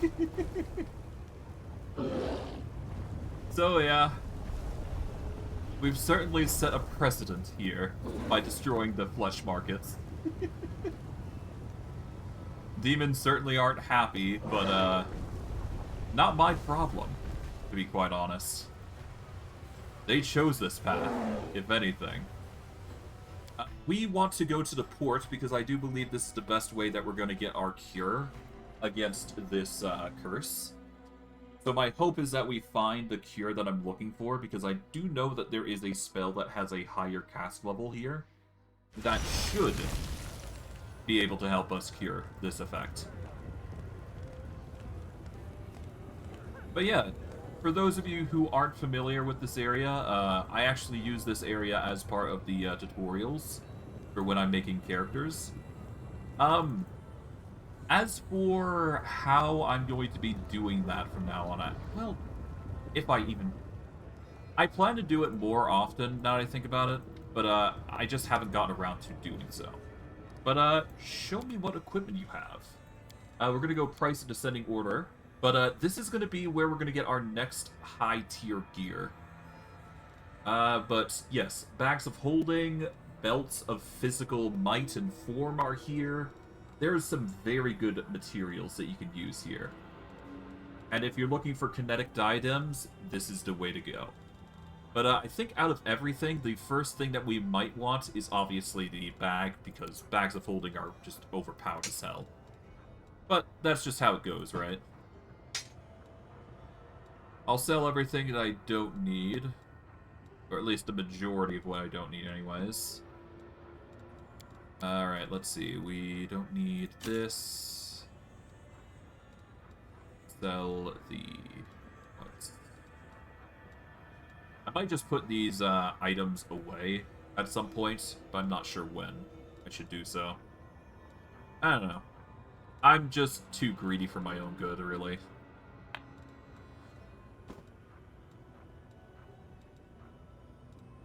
We should need lesser bracers of archery, because bracers of archery are much more viable now.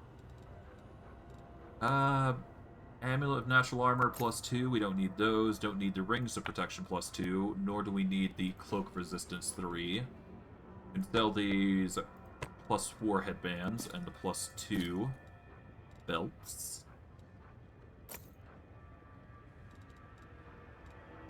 Let's see.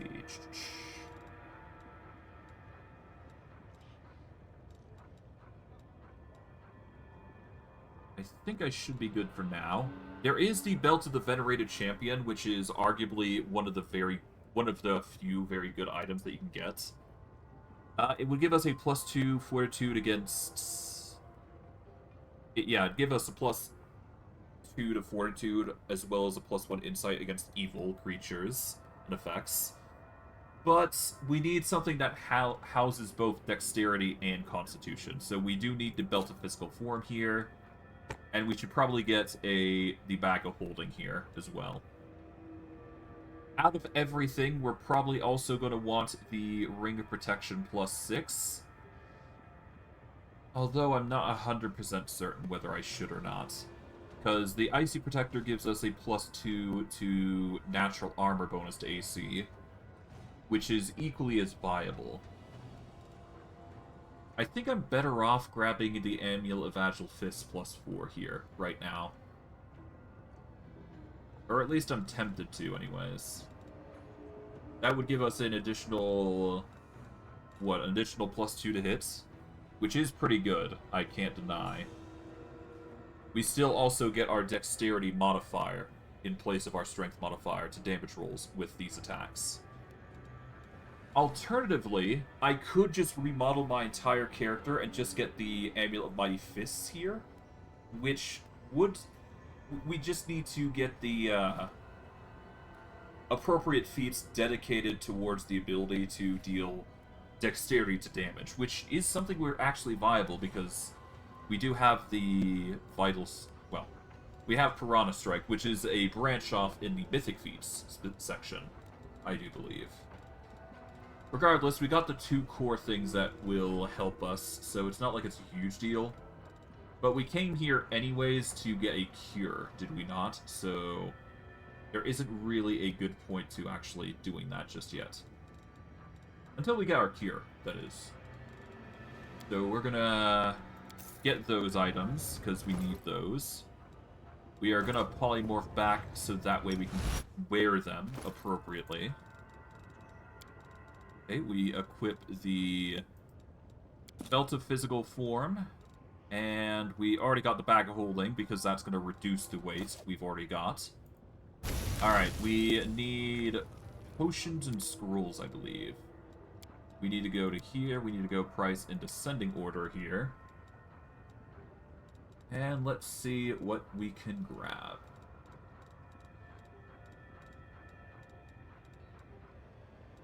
Break enchantments. D20 plus cast level, so that's a D20 plus 9. Against a DC of 11 plus cast level of the effect.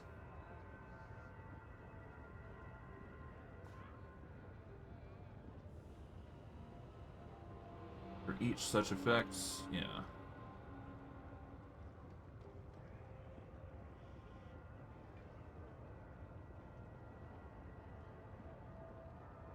It's 11 plus cast level is the thing.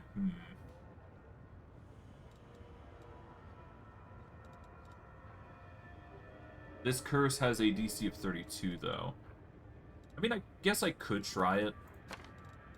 just having one is worth trying, right? So we'll save here, and we'll... Oh, wait, we can actually increase it by an additional 4 by wearing a specific item that we have. Because there's an item that we have that increases the scroll's power.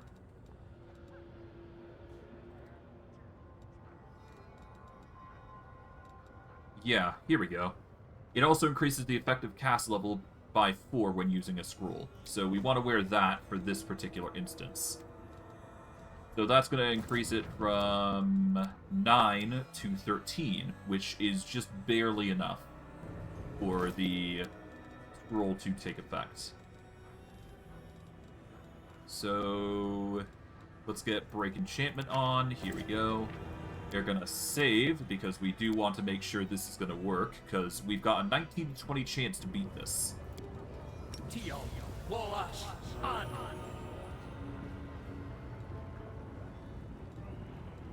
Okay, I rolled a 9.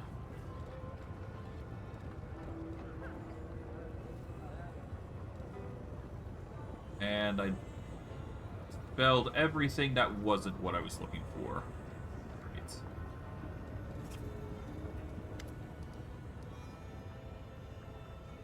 Show me what... No. Show me your potions and scrolls here. Hold on. I might be able to find an alternative. Presence. Here we go. Curse. Remove curse. We can just get a scroll of remove curse, which is also a better alternative. But, I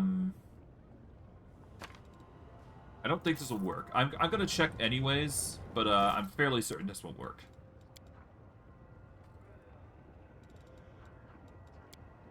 Yeah, so if I equip this, and I'm fairly certain... Yeah, it's a DC 31, and I'm only getting a 9. So we need more transmutation breaks.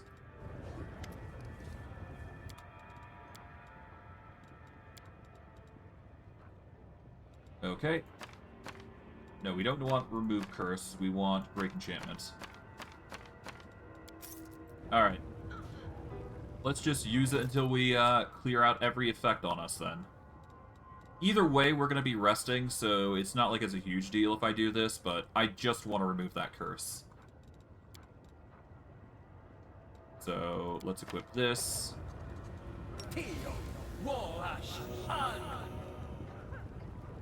Okay, so... Only works on spells 5th level or lower, so even if I wanted to, that isn't going to work. Damn it.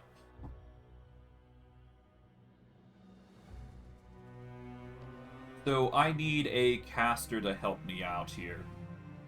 Or I need to go to talk to a cleric to help cure me. I need the help of a cleric.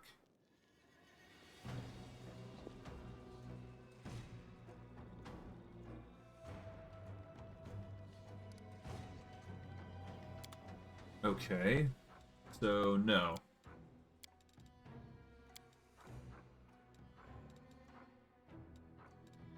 Is there no other way I can get a cure here?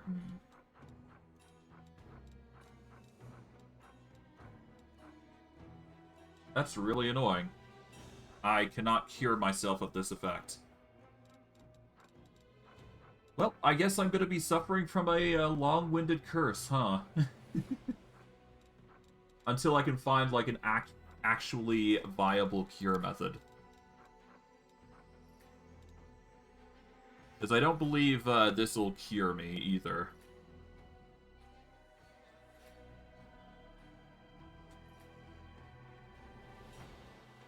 It spells all magical effects penalizing the creature's abilities. Restoration might work. Keyword might.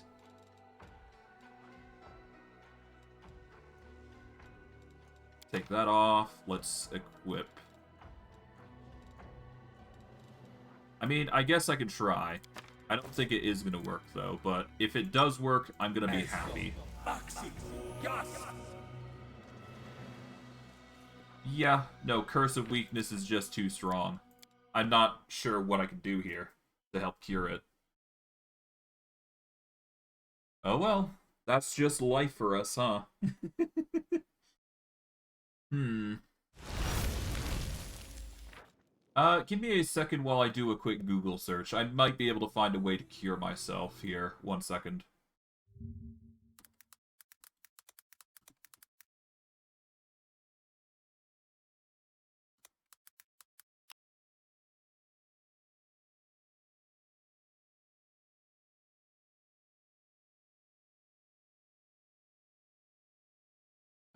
Let's see.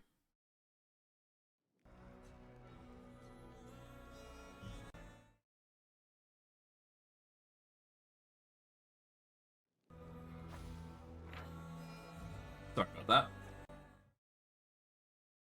Here we go, Curse of Weakness.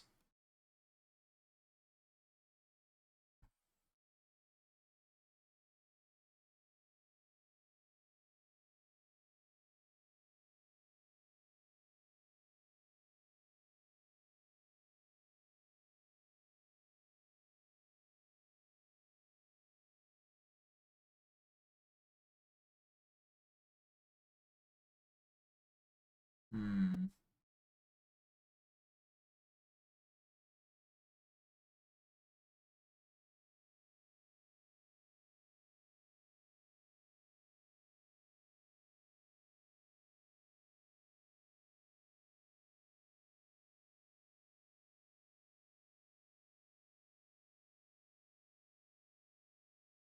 Greater Dispel does, but that's a different story.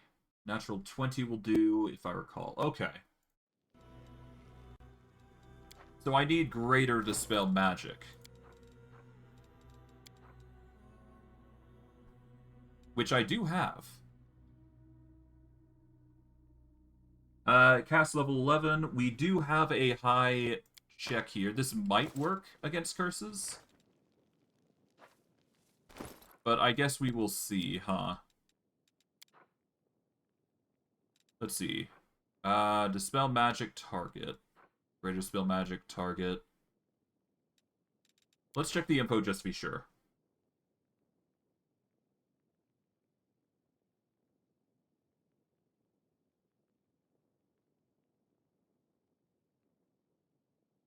Alright.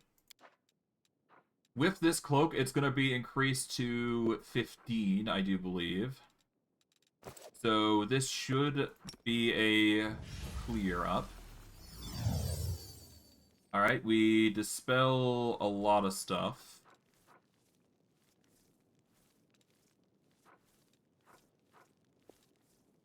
I'm going to keep using it until we get it, though.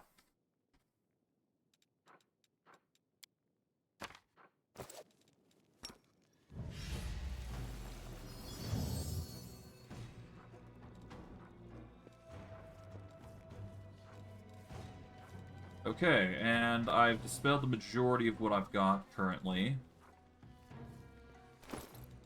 Okay, we'll try again.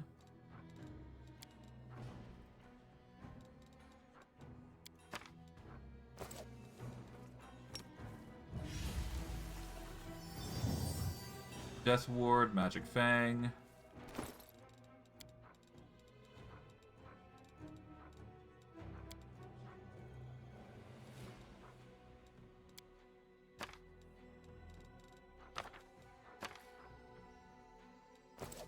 Might as well use 2 just to speed it up.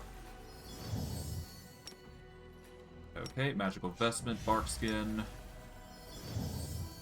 Fear, there we go.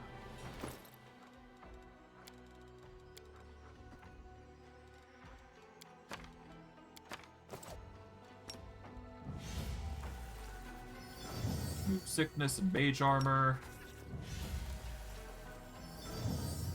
And no, it actually doesn't dispel. Huh. Well, it makes sense. It is a curse after all. God damn. Okay. So yeah, no, we're in a bit of a pickle here.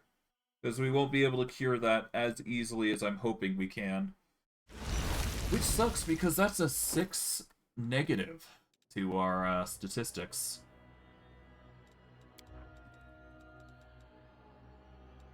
Now, is there a way to increase our cast level a little bit?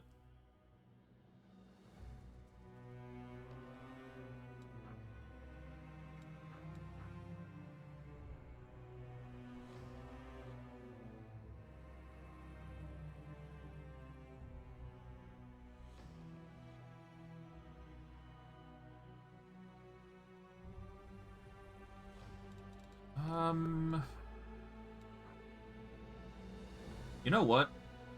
Perhaps this is the time I need to remodel my character. I've been delaying it for quite a while, and I have been thinking on how I wanted to mold my character for the future. There is one way forward for our character.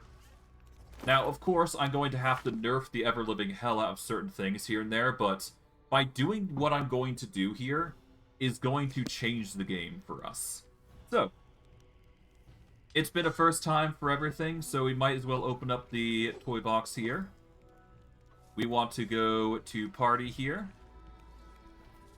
And I do believe we go to we go to level up here. Wait, do we go to level up? What is it? I know what we need to do here. Hold on. Party. What was it? I needed to...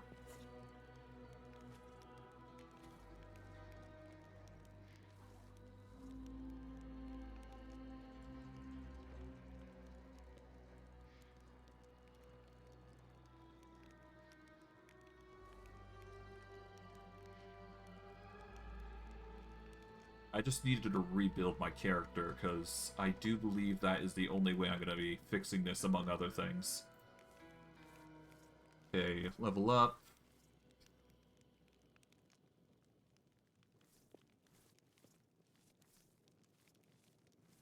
I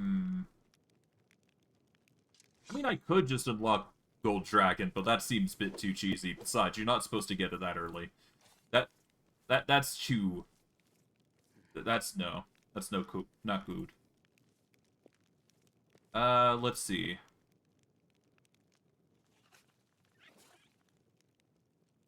Alright. We're gonna reset our character here.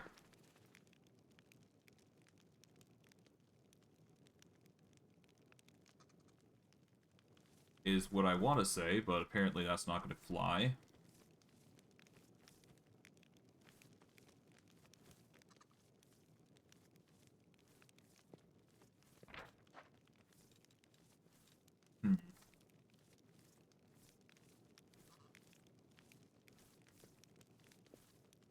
Stein's fine, yeah. I guess we could just remove it if we really wanted to do.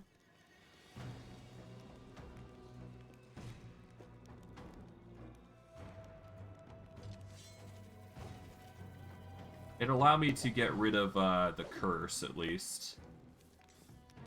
Yeah, I could just remove the curse if I really wanted to, but that seems like cringe. I'd rather just remodel from the ground up.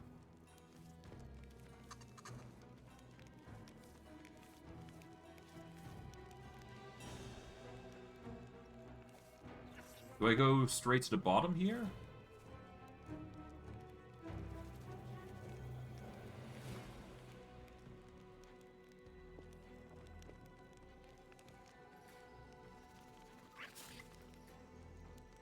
We do allow past a 20.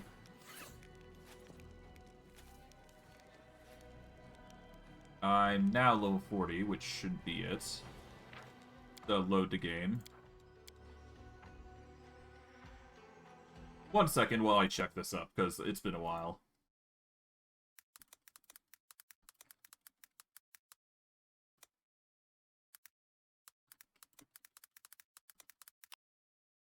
Okay.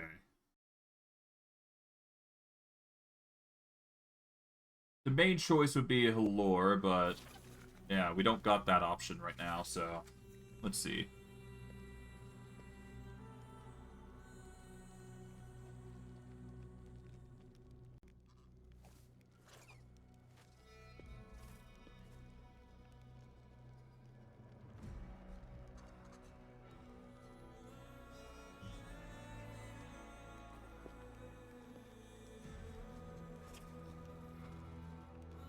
Gonna copy that just to be safe.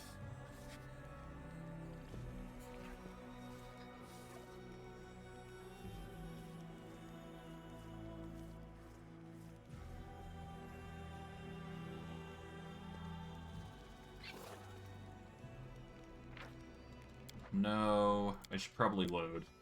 I don't know how I'm gonna fix this then.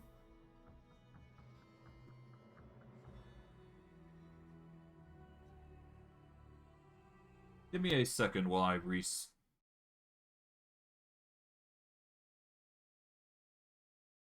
let's see.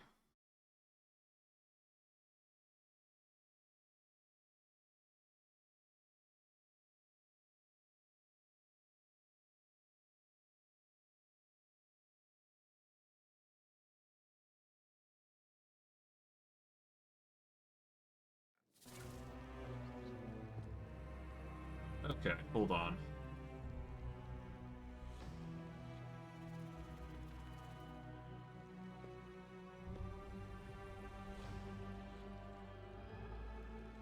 How did I do this again? A bag of tricks.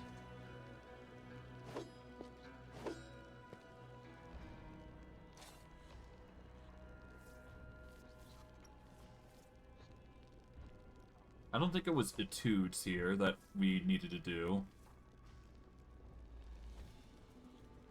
I'm fairly certain it's just bag of tricks here that helps you here.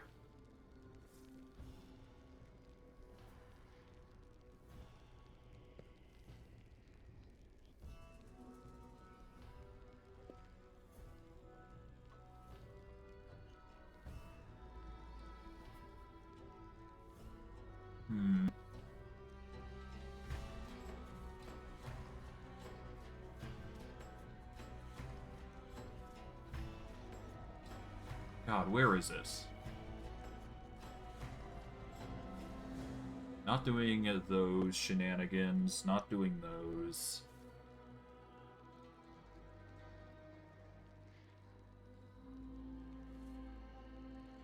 Alright, how's loading there? Okay. Etudes have been loaded. Not that I'm gonna be using them.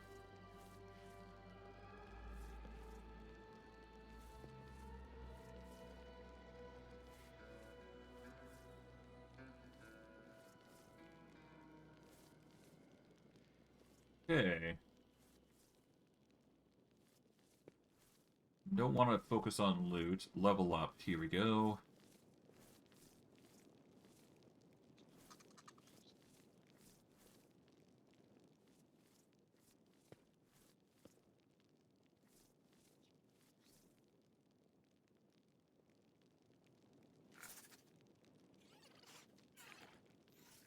Yep. Continuous growth up to 20. Remove level 20 cap. Daily minimum 7, max 18 as planned. Alright, party.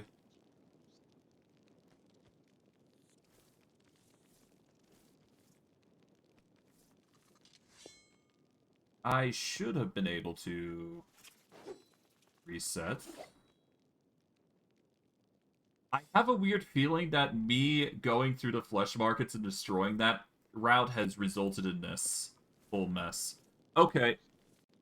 Because I cannot access the removal point at this point in time, what I'm going to do is instead I'm just going to remove the effect.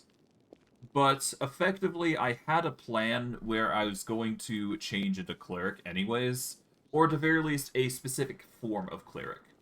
So, even then, it would have worked out in the end, but unfortunately, it does not seem that we will be able to remodel our character anytime soon, unfortunately. If I could, I would, but for the sake of my own sanity, I'm going to remove Curse of Weakness after we load in. And we can just say that, I don't know, I sacrifice, or I drop it, or I don't know, I delete something. Well, maybe not delete something. It's whatever. The point is that the fact that I'm going to get rid of it. It's an annoying thing, yes, but I've already played through this game once, and I really don't want to go through the effort of just finding a way to cure that, because that's tedious, and it sucks for everybody. Mainly myself, but I just want to get rid of it, because it's just a nuisance to have. We'll just remove that, there we go. And that will help our stats a little bit better. Or at least keep us in the game, if you will. Now that we've cured that, we don't need to go worrying about it anytime. Well, we don't need to worry too much about it, but for now, let's just get up our cloak back again. We did come here with purpose, though, so we did manage to get a belt of physical form at least, so not all is sad and grimy, but yeah.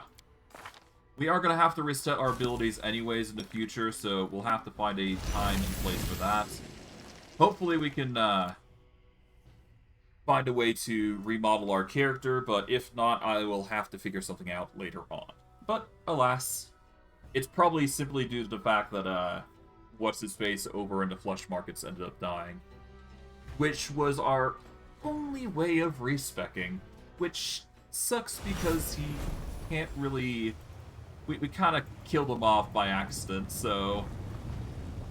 Sucks for him, I suppose. Could be worse, though.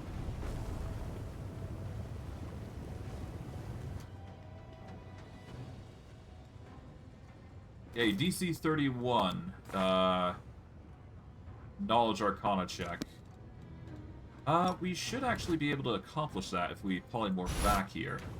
If we save here, we should be able to get this done. And we should be fine. The deed is done. The abyss is chaos, and everything in it is constantly changing, both appearance and nature. Even the architecture of the city is in constant motion. This is the guiding principle of its design.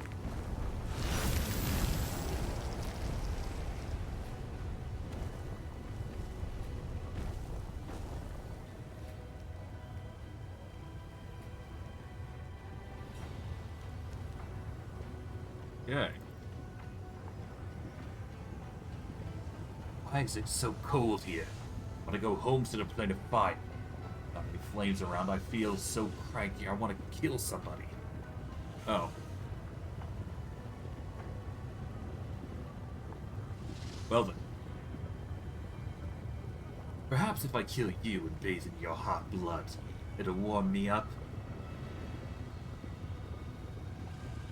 Well, that's not cool. That's not kosher.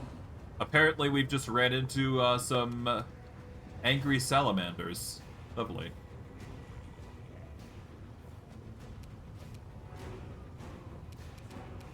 So, I guess we will just go ham on this poor boy. Just ruin their day. There we go. They're gonna start charging at us. Or moving towards us anyways. Thankfully, we should be fine all the same.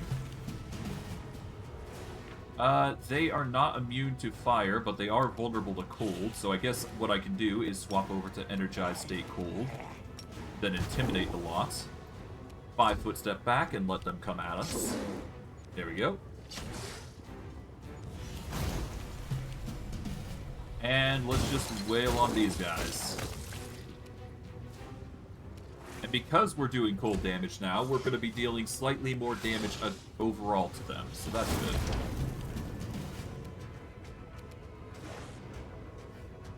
Okay, we're gonna do this, so that way we can get the Intimidate off. There we go. Not that it worked on one of them, so rip that.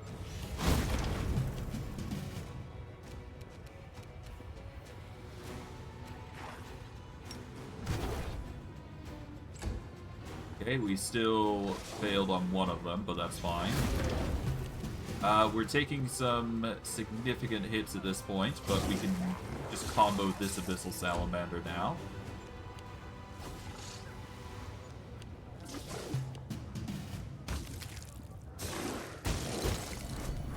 There we go. Just force him into a position where he's going to have a rough time no matter what. And yeah. Done. Easy enough. grab all those +2 and +3 spears, because we're just getting more and more attacks here and there, which is nice. We can now go to the Rotten Guttery to figure out what's going on here, because I do believe that we have a conversation ahead of us. So that's fun. Let's see what these guys... Oh, hello. A bunch of sellswords.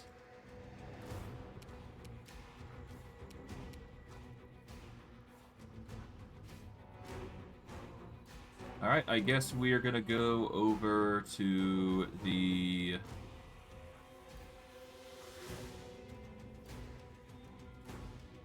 Warlock, let's see. Okay, so we got a bunch of sellswords who are rogues. They've got some pretty dangerous stuff, but they are immune to fear, so we don't have to worry too much about that. So it's just a matter of just taking them out, really. There we go. And Frightful Shape, even though it's not really necessary, will still be handy here. I'm sure. Yeah, we're gonna get attacked quite a bit here, so let's be ready for that.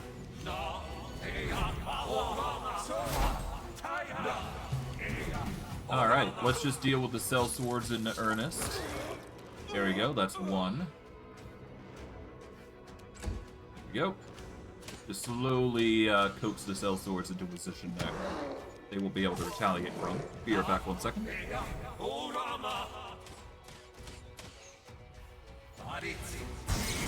Apologies for that. I just had to deal with some spam. Honestly, not the worst thing to be dealing with. Alright, there we go. That's another blind individual sorted. These guys are gonna try their best to take us out, but to no avail. We just take them out with ease. Breath of Life, though, huh? Interesting. They try to hold us down, but it's not gonna work because we do have freedom of movement, to my knowledge. Okay, we just 5 foot back even further. Sellsword is doing their utmost to take us out. But, yeah, we should be fine.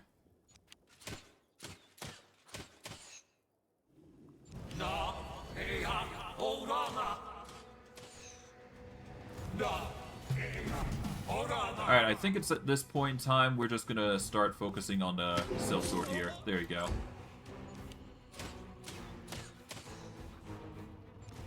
I do believe these guys aren't immune. Well, they're probably immune to fear. I don't know. We'll have to see. But either way, this phantasmal web isn't gonna stop us, to my knowledge. Oh, it did. Oh, okay.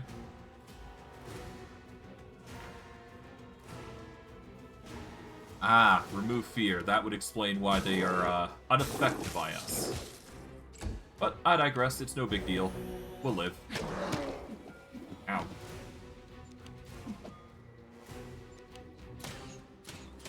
Let's just focus on the ranger, I suppose. And eventually we'll be able to break free regardless, so it's no big deal. Yeah, like that. The 5 foot this direction here. There we go.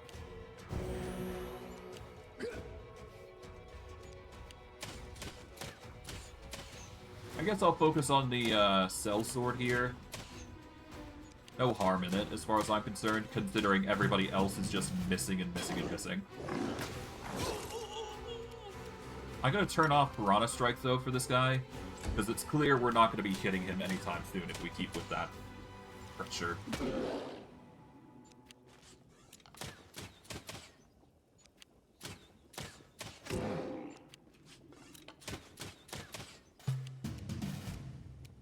Yeah, so if we do this, we at least hit with 9s, so that's better.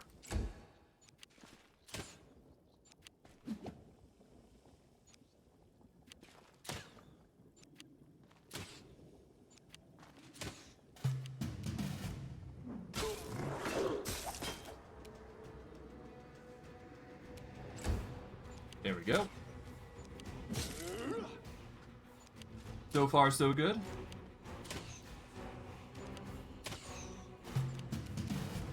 And we've almost dealt with the sellsword here. In fact, if I just move here, we should be good to just let them try and get into position, but to no avail. They're really trying their hardest to get into dealing with us. I'll move over to here, forcing them into the room, or at the very least getting as close as they possibly can to the door. Bit laggy, but that's to be expected. Alright, now we should be able to just turn on Piranha Strike here and just march up to them. We'll 5-foot step here. Focus on the Sellsword Ranger here. There we go.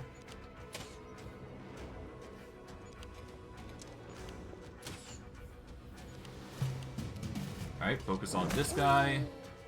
Then focus on this Sellsword, which we 5-foot step here, forcing them to try and get to a position to hit us.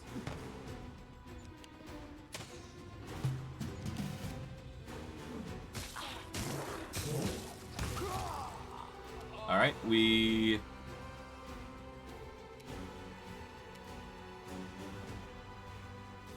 march up immediately here, and let's go see. Okay, the Sellsword caster comes in, tries to do his thing, but he's gone. A wounded soldier raises his arm with a plaintive shout. Don't kill me, I'll tell you everything.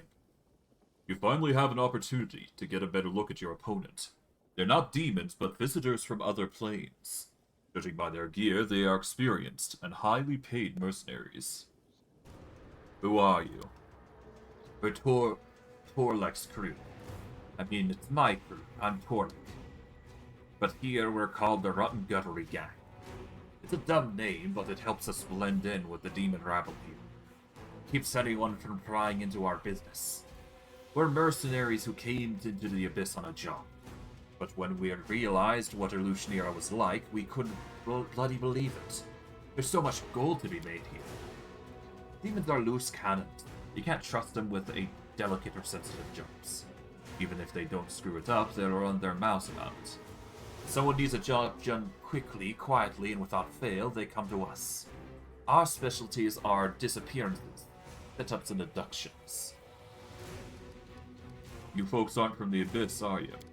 Yeah, no demons are our crew. It's a matter of principle. They're strong, sure, but crazy and unpredictable. There were a few times we nearly finished a job, neat and clean, then everything went sideways because some horned freak wanted to have some fun. And why did you attack me? Chavaro, the Lily Tooth and the 10,000 lights, found us and paid us to take you out. She said she'd get you here, and we'd all have to do to crack your skull open. But she neglected to mention that you wouldn't go down easy. You cracked more than a few skulls yourself, I can tell. Of course, we could really use the gold right about now. Some scum broke into our lair and cleaned us out. But we would never have messed with you. Yes, most certainly. We did not come in here earlier and ruin your day. Where are the succubi you captured then? There are no succubi here. If it was a trick, Chavaro's ruse to lure you here. We'd never kidnap those girls. They'd screw your brains out, take all your money, and call it a weekend well spent. All succubi should be drowned. That's what I think.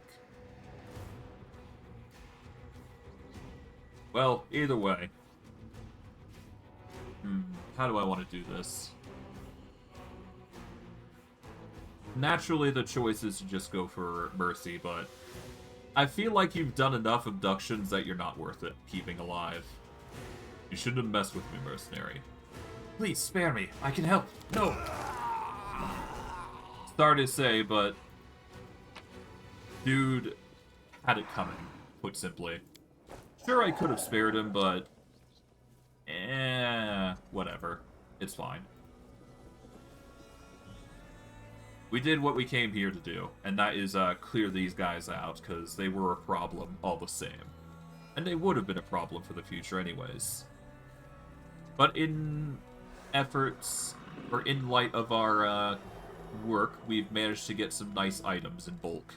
We also managed to get the bracers of Eldritch Scholar, which are a pretty good item. These +6 bracers grant a +5 to Knowledge Arcana and use magic device skill checks.